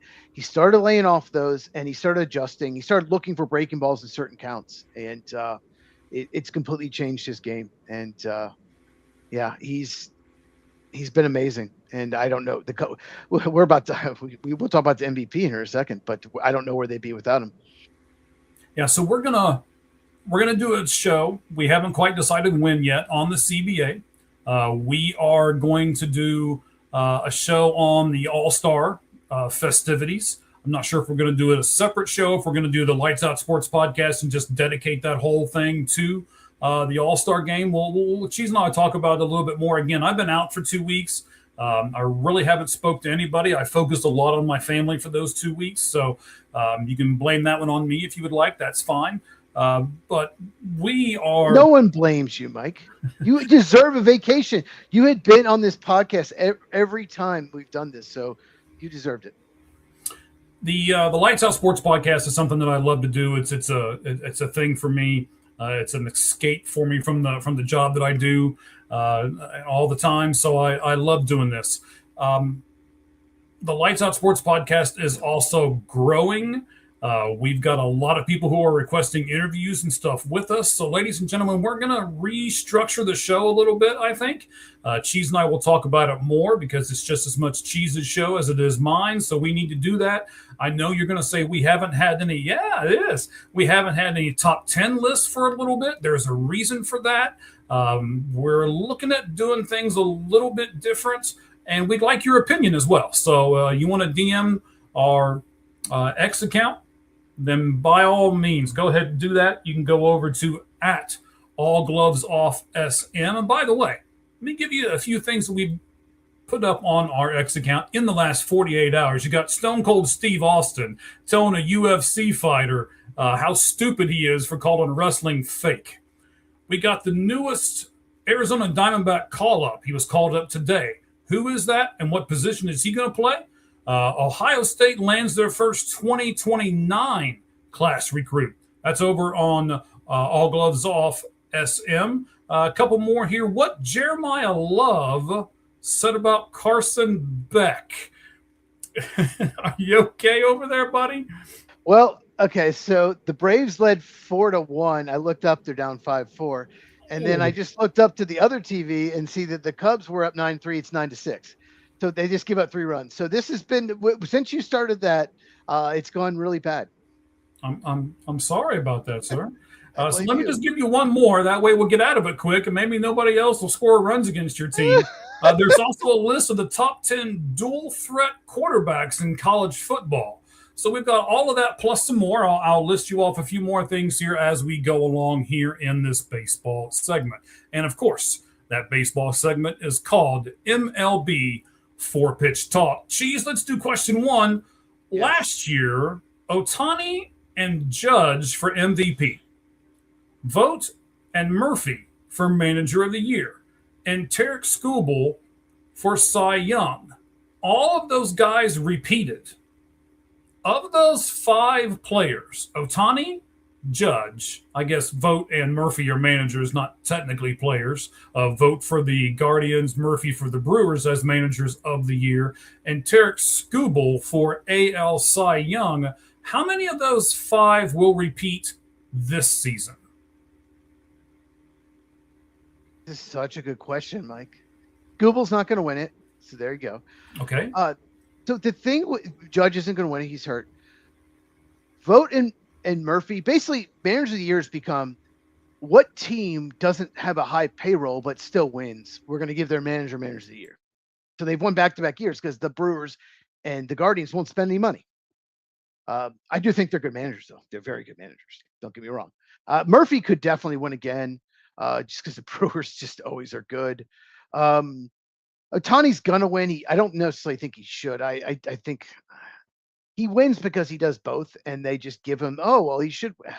I tell you what. We talked about PCA. PCA has been amazing, but there are two players that aren't gonna sniff it. But if you take them off their team, they're not nearly as good. Okay. One of them's on your team. One of them's on my team, and that's Corbin Carroll, what he's done for the Diamondbacks, and Matt Olson's done for the Braves. They're not going to win it. Ohtani's going to win it. It sucks, but I think Corbin Carroll, Matt Olson have been tremendous this year for their teams. But I'll say Ohtani and I'll say Murphy wins again. Those two. What do you think? Well, I'm going to give you another name for MVP on another team that's real close to you down there in Texas. Yordan Alvarez should be in the running for he MVP should win it as well. Oh, he should win it. Yeah, he's been amazing this year. Yeah. And I know he's just a DH, and sometimes people knock that away because you don't play in the field. But again, I believe like what you just said. Take that player off their team, and what happens to that team? That, to me, is an MVP. So if you take Yordan Alvarez off the Astros, they're not near as good as what they are right now. Not that they're great right now, but No, they're not, but they're still in it. They're still within striking distance because AL West, I think the leaders got like one game over 500. Like the Mariners haven't been nearly as good. Cubs did win the game. Okay, Mets lose again. But if the A's do make a run and win the division, Nick Kurtz is amazing. Just he is. Out there. He is so good. He can hit. He can absolutely hit, and he's been in the league maybe a year. I think he came up around this time last year. He's absolutely amazing. I agree with you on Skubal. I don't think they're going to give the manager of the year to the same two guys for a third year in a row. Probably not, but like who in the National League, who else would you give it to? Maybe Walt Weiss, but like I just don't know. Would give it to Walt Weiss, actually, because I remember you and I talking about, and we were both like, Walt Weiss, what are they doing? Walt Weiss. I wasn't happy about it at all. No, I wasn't happy about it either, and I'm not a Braves fan. I'm sure you were really upset about it. And in fact, I know you were. We talked about it. I like him better than Snicker, but not much. I wanted someone different. There were like a half a dozen candidates I would have preferred, but he's done a good job. So he's probably the favorite. But Murphy's got to be up there again. They traded for Eddie Peralta. They trade people away. They don't spend money, and they still are really good. So, yeah, I don't know how they did it. I watched the game yesterday between the Reds and the Brewers, and I'm like, okay, just get a hit, guys. Just come on. We got to win this. And somehow, in extra innings, the Brewers clawed their way to a victory again. I don't know what's going on right now. I haven't looked at scores because I've been really concentrating on this podcast tonight. But they develop. They do such a good job in their farm system developing talent. Mm-hmm. They are so good at that. And if that's the case, some teams are. The Rays are really good at that. The Guardians are really good at that. Some franchises are just so much better at other teams than that. White Sox suck at that, So. And the White Sox are a good team. In fact, we're going to have a White Sox guy on here in the next few weeks. Can't wait to get him on. We'll talk about that more. We got a guest next week. Be watching on our X account. We'll have another guest next week. Go ahead, Cheese. I just want to mention one thing about the Brewers versus Reds series. Mm-hmm. So, Mizorowski was supposed to pitch, and I believe the final game of the series, they moved him back to Friday to pitch against the Cubs. Yeah, they did that. Yeah. So they respect the Cubs more than they do the Reds. That's what you're trying to tell me. Oh, I thought they were just digging the Reds. I didn't even think about. Digging at the Cubs. I didn't even think about the Reds' perspective. But the point is, the Reds don't have to face them. That's good. That is good. That is good for the Reds anyway. That's good for the Reds. He's one of the dominant pitchers out there. Oh my God! So the Reds didn't even score tonight. So that means 2 games in a row they haven't scored. Oh man! And not Mizorowski. The Brewers, I don't know how they do it. They're good at hitting and they're good at pitching. The defense, but they can hit and they can pitch. So some guy named Sprout. I never heard of him, Mike. 6 shutout innings, 10 strikeouts. What is going on with the Reds lineup? It should have been a good lineup. Well, Ellie came back tonight. Still, like, if you look at the season, look at their lineup going the season, you're like, okay, this is at worst above average lineup. Mm-hmm. Now, this is a 3 to 5 run every game lineup. Yeah. I know some guys have had down years, but Spencer Steer's been hitting much better. No, No, he hasn't. No, he's like 3 for his last 35 or something like that. Okay, before that, he was doing well though. He was. He was on the. Okay. But he's a streaky hitter. We all, Yeah. the Reds fans all know this. But Tino Suarez, good guy, love him, streaky hitter. Yeah. The problem is if all of them go into a slump at the same time, it's what we get yesterday and today. Nothing. Goose eggs. But, we'll probably have a stretch here before too long where they'll all be hitting at the same time. We'll outscore everybody 7-0. And, I guess it all kind of evens out in the wash. Let's talk about the American League for a second. That's what I'm going with here, okay? Let's talk about the AL for a second. It's on pace for the worst winning percentage since interleague play was introduced. Right now, they're on pace for a .483 winning percentage. Yes, ladies and gentlemen, that is below 500 as a league. How will this fact affect the July 31st trading deadline in the American League, Chiefs? Great question. What it means is there might be a lot of teams. Most of the American League might still be in it, might be within 3 games of a wild card. So there might be more buyers and sellers in the American League. So, if there's so many teams right around 500 especially in the Central and the West. So, everyone in the West is still in it. Well, the Angels, are they really in it? I mean, maybe not. Probably Angels, not. No. Probably not. But so we could have a lot of teams that don't sell in the American League. Right, and that's going to affect what everything else does and what everybody else does. I mean, it's the domino effect that it's going to have is going to be kind of crazy, I think. Even though LA's beating Baltimore tonight, I'm just looking at this here real fast. So let's take a look, right? Let's click the wild card standings and let's see what happens here. I'm sure you can hear me clicking the mouse here in the background. I'm pulling it up too. Maybe. I know. The computer's moving really slow. Well, it's like the site's frozen. I have like 15 windows up, so that'd be quiet. Okay. Well, American League. 3. Are we pulling up the American League? Yeah, you can pull it up, buddy. Go ahead. I'll get out of it. You can pull it up there. The Yankees are 47-31. Wow. Yeah, even though they just lost 2 out of 3 to the Reds. Yeah, and the Rays are 10 games over 500. Mm-hmm. Blue Jays under 500, 1 game under. White Sox and Guardians, they're both right, within 1 game of each other. Seattle's in first place in the West, 41-39. But Houston's 5 games under 500, but only 3.5 out. There's 4 teams within 3.5 games in the West. So there's just a lot of teams. You basically can take out the Angels for sure, probably the Royals with their injuries, and the Red Sox. That's about it. They're the only teams probably that for sure at this point are not going to sell. The Detroit who are going to sell. Excuse me. Detroit's 11 games under 500, but they could go on a run. And even if they get within like 2 or 3 games under 500, they're probably not going to sell. I don't think, because they'll be right there. So it's very different from the National League. Yeah, it's crazy. They don't have the Rockies or Giants. Right. So that's half the league, though, Cheese. And what happens if almost half the league doesn't sell?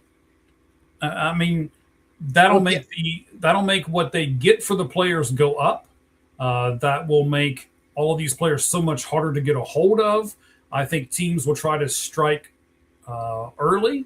Your Braves are famous for striking about right now. And knowing the trade deadline is coming up in a month, they're like, okay, that's the guy we're targeting. We're going to go after him, and we're going to offer whatever it takes to get him right now. It's going to change some of the strategies, I think, of some of the National League teams because the American League is so bad. Possibly.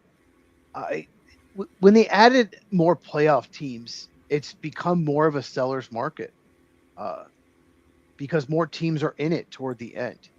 So,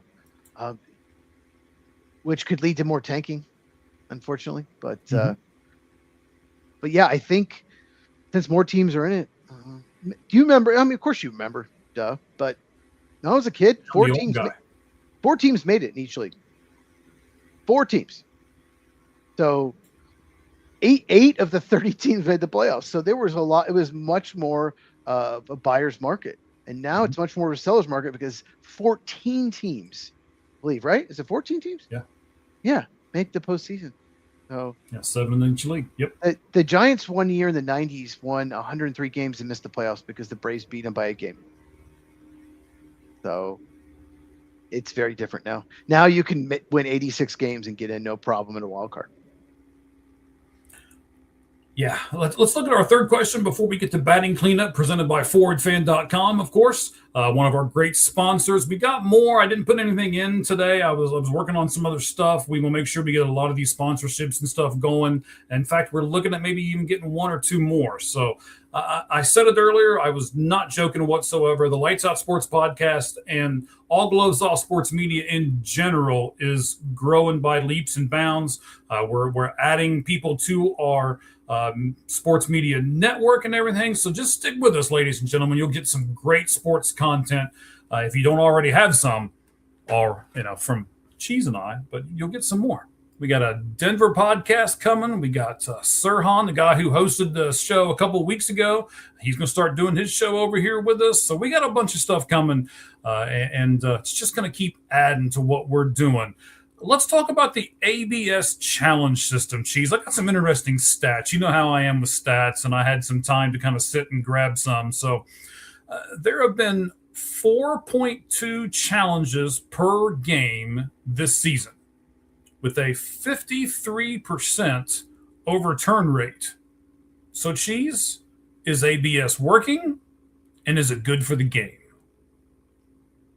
So I was reluctant with all these rule changes over the last few years, pitch clock, all this stuff. I was reluctant to a lot of these rules. I'm, like you, I'm old school. I like the baseball I grew up with. I like this though, because I like seeing, obviously Andrew Haynes is gone, but CB Buckner, these terrible umpires get shown up. Some of them I think you've seen this on X, they make 19, 20, 21 wrong calls a game. I like seeing that. So I think it's working. I like it. What do you think? I'm with you. I'm going to give you a whole bunch of stats on it. So yeah, I think it's working. And I can't wait to share some more of these stats with you here, buddy. Here we go. ABS is leading to a tighter strike zone. Do you like a tighter strike zone, Cheese? Well, I like the strike zone they're doing. I like that they're measuring height. They're not just picking it. It's based on the player. I do. I don't like, I hate to mention Angel Hernandez again. He's gone. But I don't like those in TV Buckner where it's like so far, like any umpire can just decide on the strike zone. I want it to be fair. I want to be consistent. So yes, I do like it. And I don't necessarily like a ton of walks. It's kind of boring. I want it consistent and fair. Okay. And we'll get to the walks in a moment, actually. But yeah, I mean, inherently, right, you're not going to get everything great about a new system, especially when you put something new into play. Let's talk about batting average. Batting average is continuing to decline, but it only, for everybody who's like, oh, because I've heard this a lot in the last 4 or 5 days. I had some really good conversations with some people who I haven't spoke with in a long time. Mike, batting average is just plummeting. No, it's not. Batting average is declining, but for the season, it declined from 245 to 244. 1 point. So it's basically the same. Yeah. I mean, come on. It's basically the same. I think this is a topic we can talk about another day, so I'm not going to get too into it. Okay. I'm a little surprised it hasn't gone up a little bit. Stayed the same, but it's been something in decline for a while, and we will definitely bring this up on another show. We have much more time on why and the theories. I think it's multiple reasons, but I'm a little surprised with the rule changes. You can challenge that hasn't gone up a little bit. Well, I think it's being evened out by some of the pitching factions, and I'm sure we will talk about when we get into this subject and we dive into it deeper. So here's your thing. The average walk rate is up to 9.1%, which is the highest that it's been since 2000. That's what, 26 years ago? That's when Moneyball started. The A's started that. Yep. Mm-hmm. So that's the ABS is doing this, right? Yeah. I think a lot of hitters are taking more pitches. What do you think about that statement?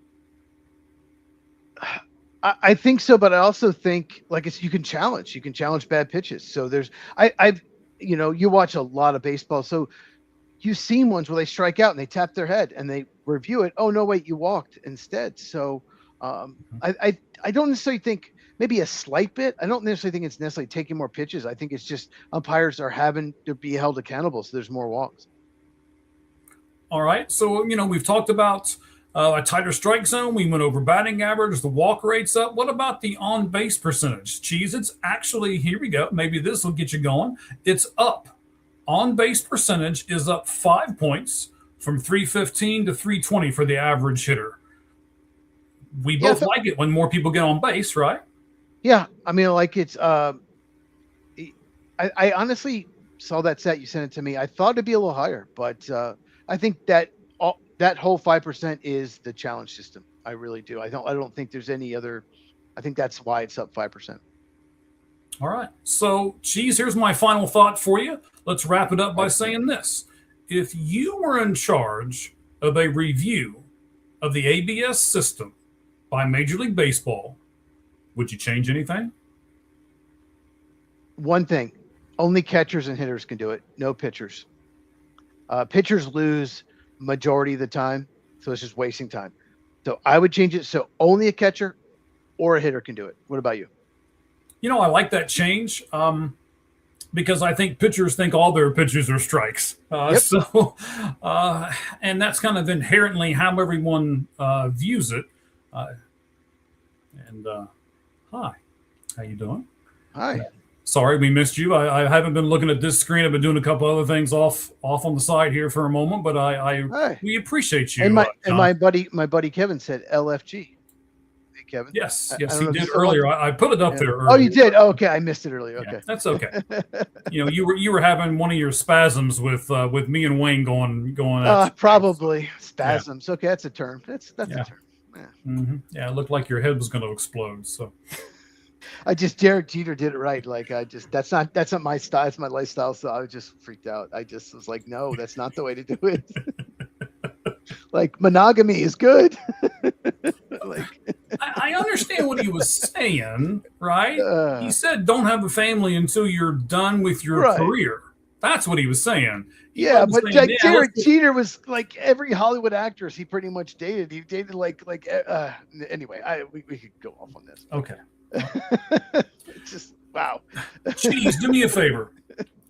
Pick an American League team that you think will go or has a chance to go to the playoffs, and we're going to look at the forward fan pricing and see what their ticket prices are right now if you lock in your price and buy it at forwardfan.com, because they sponsor Batting Cleanup for us. Well, give me a team, buddy. You mentioned the Texas Rangers earlier. They could go out at the trade deadline. They're 3 games under 500. They could get a bat. They need a middle order bat. They have pretty good pitching. I think the Texas Rangers, they won the title a few years back. Mm-hmm. And a lot of people forget that. They just, since then, their lineup's been bad. Go out and get a bat. So I think the Rangers, they're only 2.5 games out of first place. They have a shot. All right. Texas Rangers, if you buy right now at forwardfan.com, their 2026 World Series access for the now. I don't want to mislead anybody. This is for the top of the stadium. You're not going to sit directly behind third base and get this ticket price. $125 to be there. And let me tell you, I've been to one. I've actually been to 2.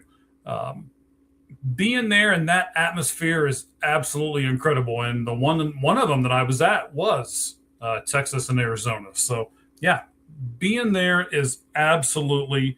So $125. How much would it cost if you have to wait and they make it? More than that, I guarantee you that. Thousands, Especially if they make thousands, right? Yes. So if you believe in your team, $125, that is all, and you get to go to the World Series. It's an amazing deal. It is an amazing deal. How about this, buddy? Do the same thing, but let's go National League. National League. Mm-hmm. Ooh. So, all right. Arizona Diamondbacks, they're over 500. Arizona, you mentioned them. The Rangers and Diamondbacks were in the World Series 3 years ago. So, Arizona Diamondbacks, Corbin Carroll's playing well. I feel like the pitching could be better. I think it's going to get better for Arizona. So tell me, what would Arizona cost right now? What? No, I think it's going to be better. I think it's underachieved. I think Merrill Kelly's doing better. It's going to be better. No, I can't believe the price is this cheap.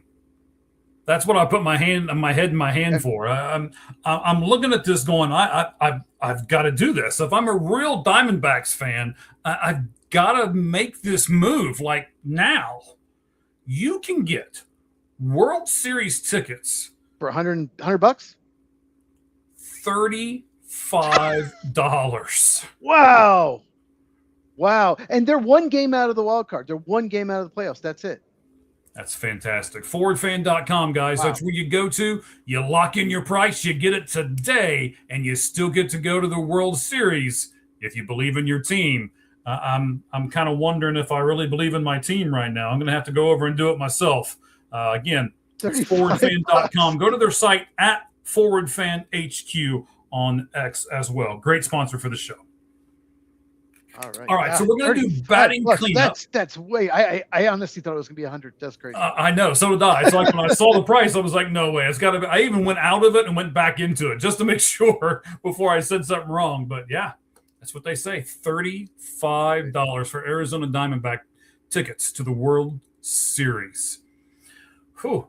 All right, let's run through these last four things, and then we're going to wrap up the show, buddy. Next week on the show, though, we are going to do a few things. We're going to pick our all-stars. Okay. Hang on, I'm not looking at you. Let me look at you real quick in that cute face of yours. All right, so I was going to do it this week. What? I was going to do it this week, but let me explain how the all-star ballot goes, just in case you guys don't know. So when you do the first part, phase one, only the first two all-star voting phases are right now. The first one is open right now. It's from June 3rd until this coming Thursday. Fans can vote. There's 8 position players, 1 DH for each league. You fill out the ballot on all MLB clubs, all 30 of them, and then you turn everything in. You can vote up to 5 times a day. Let's not get into that part of it. That's just, okay. Makes it a popularity contest instead of what it should be. It really is. Yeah. But the only thing, what happens, so the top, and this is right from MLB.com, I'm reading it right off the screen, the top 2 vote getters at each position and the top 6 outfielders in each league will be revealed on MLB Network on Thursday the 25th.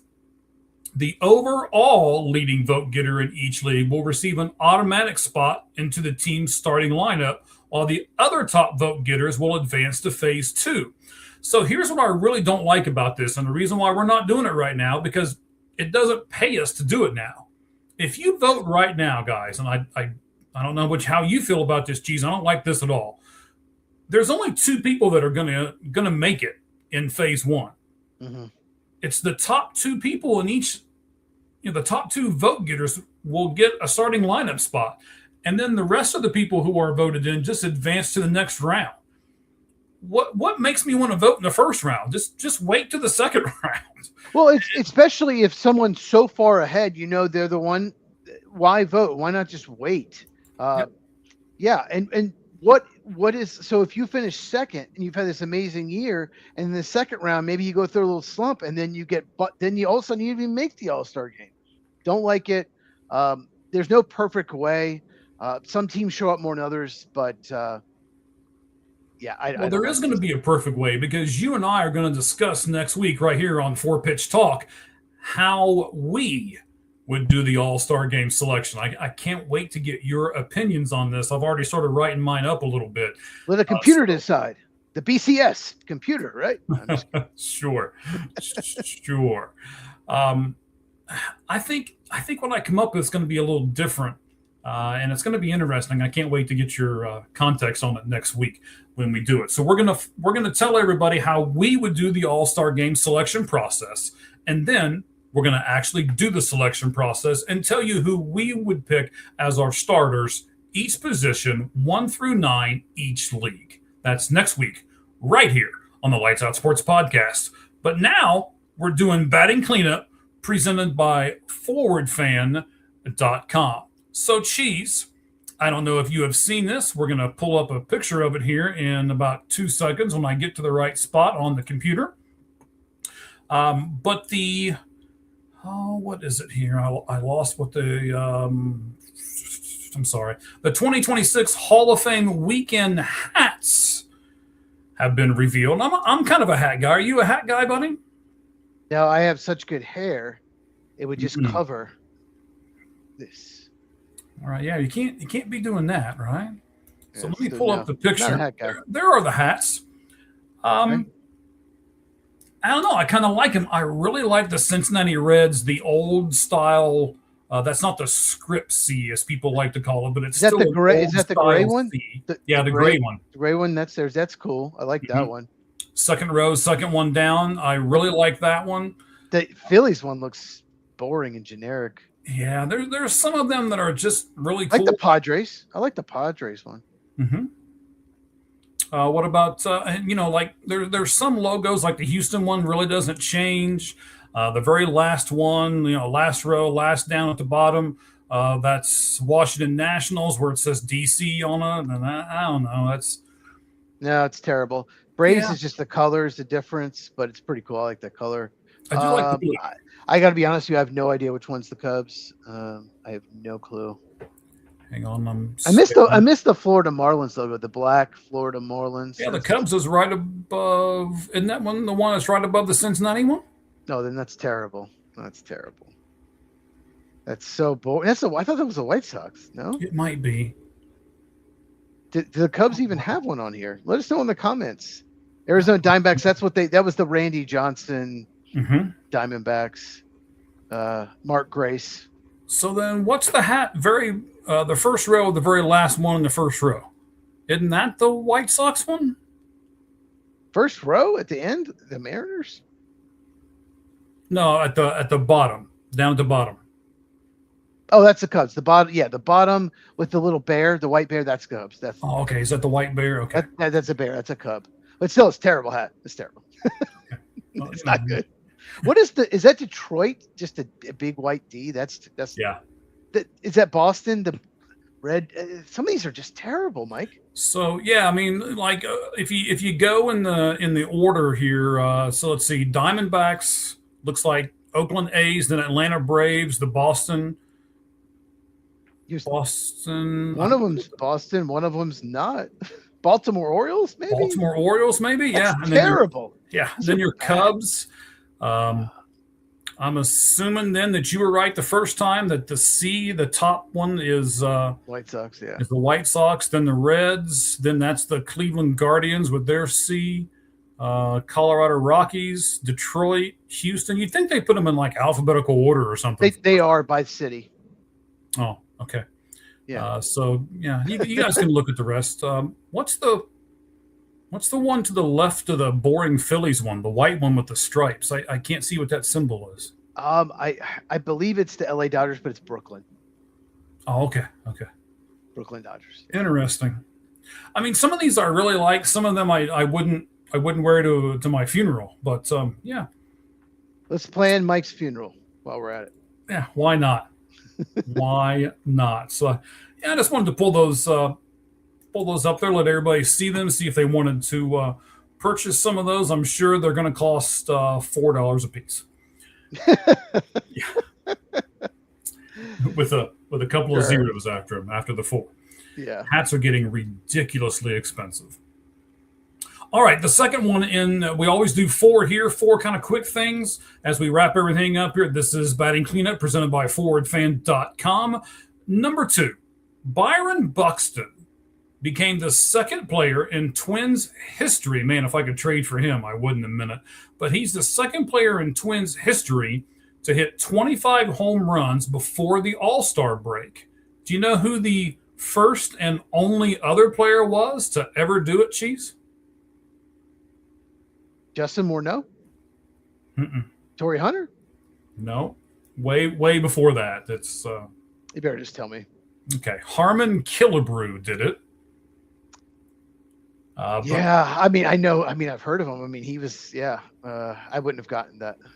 Harmon Killebrew, though, did it 5 times. He hit 25 home runs before the All-Star break in 5 different seasons. Oh yeah, I mean, I know the name. I know he's a Hall of Famer. I know he had over 500 home runs, maybe 600. I don't know. Yeah. Yeah, he's a pretty special guy. Let me throw this up here. We didn't do John Randall here, and it has air conditioning. I don't know what has air conditioning. There's a lot of things that have air conditioning, John. John, and it has air conditioning. I don't know. He's a Cowboys fan, so he's kind of weird. Oh, okay. That explains it. It has. What were we talking about that has air conditioning? I'm trying to figure out. I don't know. I don't know where he threw that up there. Is it the hats? Maybe it's the the World hats. Series tickets. Is it Harmon? Is Minnesota have air conditioning now in their stadium? Maybe they do. Maybe. Target is still Target Field. Who knows? So I also wanted to bring this up. I know you were a huge Pat Tillman guy. So am I. The U.S. Coast Guard rescue swimmer Scott Ruskin.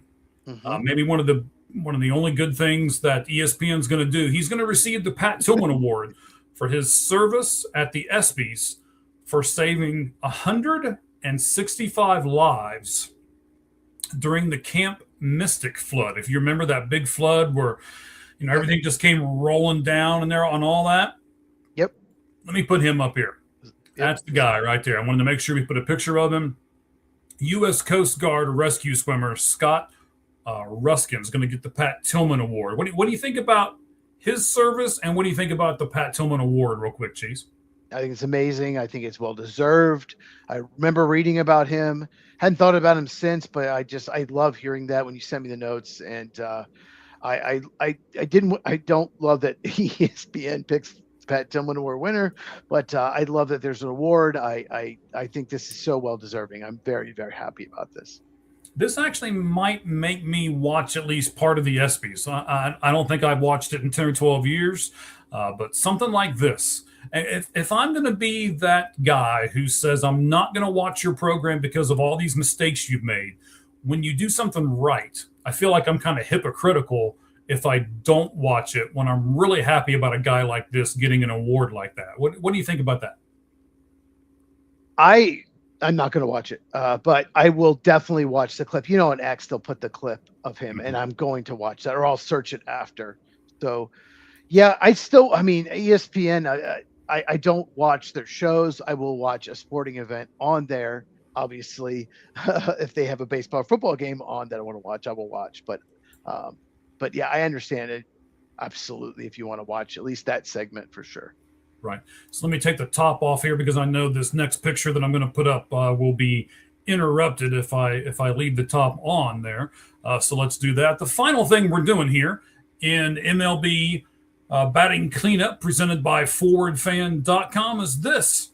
With Oklahoma, Cheese, winning the 2026 College Baseball Championship, that makes seven straight wins for the SEC in the college championship. Let's pull this up.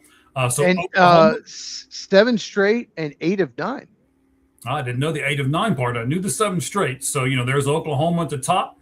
Man, that guy's a pretty good sized guy for a high school guy. But anyway, well, college guy, yeah. Yeah. Okay. College guy's a little different, I guess. I was thinking high school for some reason.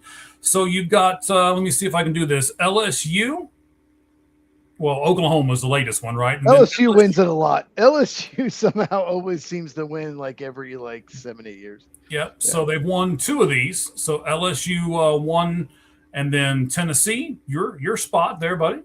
LSU won again, and then that's Ole Miss, Mississippi State, and then Vanderbilt. So 7 wins in a row for the SEC in the college baseball championship. Impressive? Not really. You expected it? What would you say about it, Cheese? I didn't expect it. Oregon State won it in 2018. Florida won it in 2017. But it's pretty impressive that not only 7 straight, but 8 and 9, but 7 different in the 8 of 9, 7 different schools. It looks like 6 different schools. LSU won it twice. Okay, so LSU did win twice. Okay, but still, it's not like it's the same team. That Tennessee team was absolutely loaded. I'm a Tennessee fan, so I watched some of that. It's in the South. Baseball is easier played in warmer weather, obviously. So that's part of it. Obviously, Paul Skeens was on LSU. I mean, come on, like, what are you gonna do? You can't hit him. But no, it's pretty impressive. I did not get Mississippi State and Ole Miss back to back. I didn't realize that's pretty cool. And I liked that Oklahoma won this year because they beat North Carolina. I don't like North Carolina. I'm glad they lost. Okay.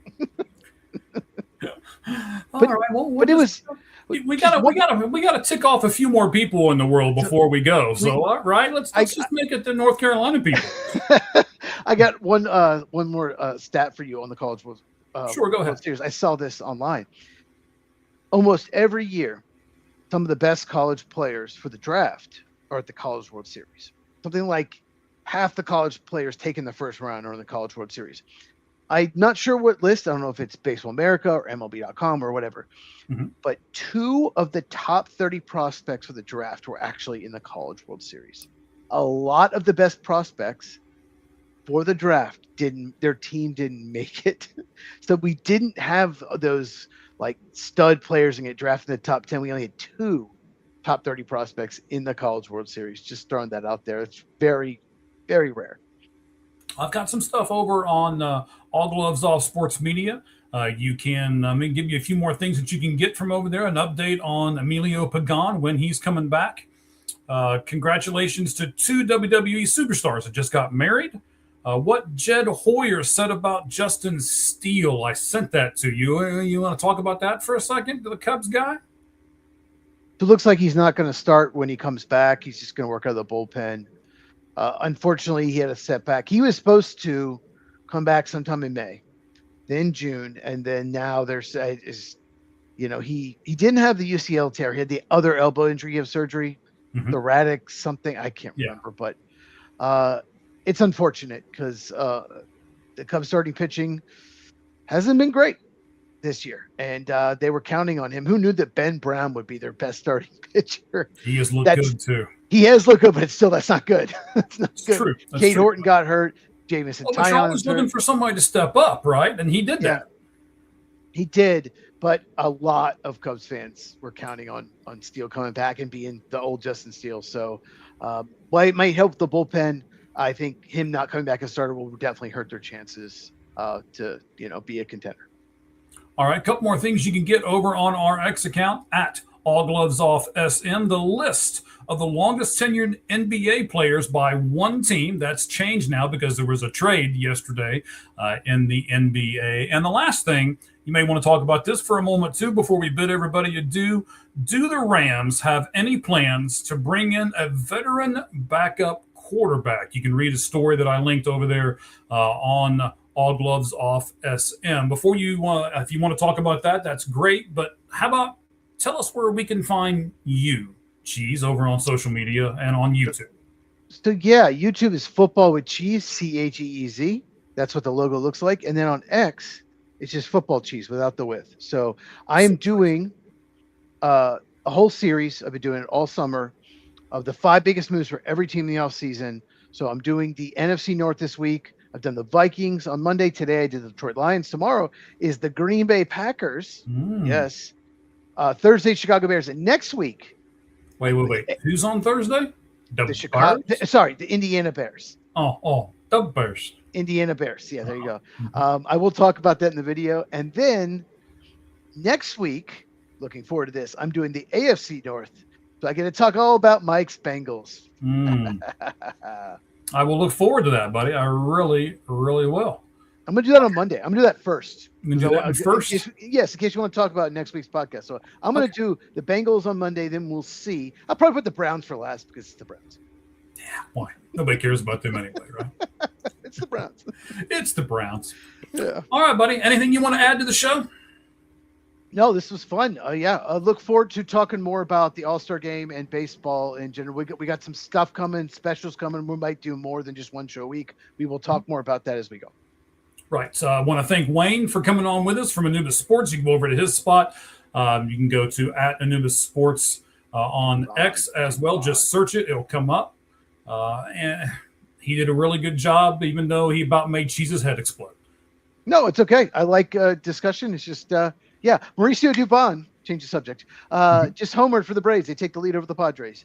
Yay. What a pickup for the Braves. Mauricio Dubon. Yeah, I saw where he is, quote unquote, open to an extension. So yes. He can play everywhere. He can play like every position but pitcher and catcher. That was a great move by the Atlanta Braves. Sure, certainly was. Yep. All right, buddy. So appreciate everyone that has come back to us. Thank you again to the guys who took my spot over the last 2 weeks, Mr. First Down, and of course, Sirhan. Mr. First Down has a show. He actually has 2 shows here. On All Gloves Off Sports Media. Just look them up and you'll be able to figure out when those 2 shows are. Pigskin Perspective, and he has a wrestling show, I believe, and another football show. So, I even though I said 2 and then I rattled off 3, I don't know. You'll have to look it up and find. He has 17 shows. There you go, 17. That way we make sure we catch them all. And then Sirhan will be joining us here at the end of the month. So that'll be great, as well as a Denver podcast. We'll just say it's going to be the end. Yes, it'll be fantastic. The far end. Yeah. The far end. Listen, look at Cheese. Cheese even knows. Yes. He's been watching their stuff. I have. And if you look, they're doing a lot of shorts and stuff like that. I've already promoted them a lot on the channel, so we'll be getting their full podcast here within the next week or so. So once again, thank you guys very much. We appreciate your support. And as we say at the end of each and every one of these, the only thing that's fair in life is a baseball hit between the third and first base line. Good evening, everyone.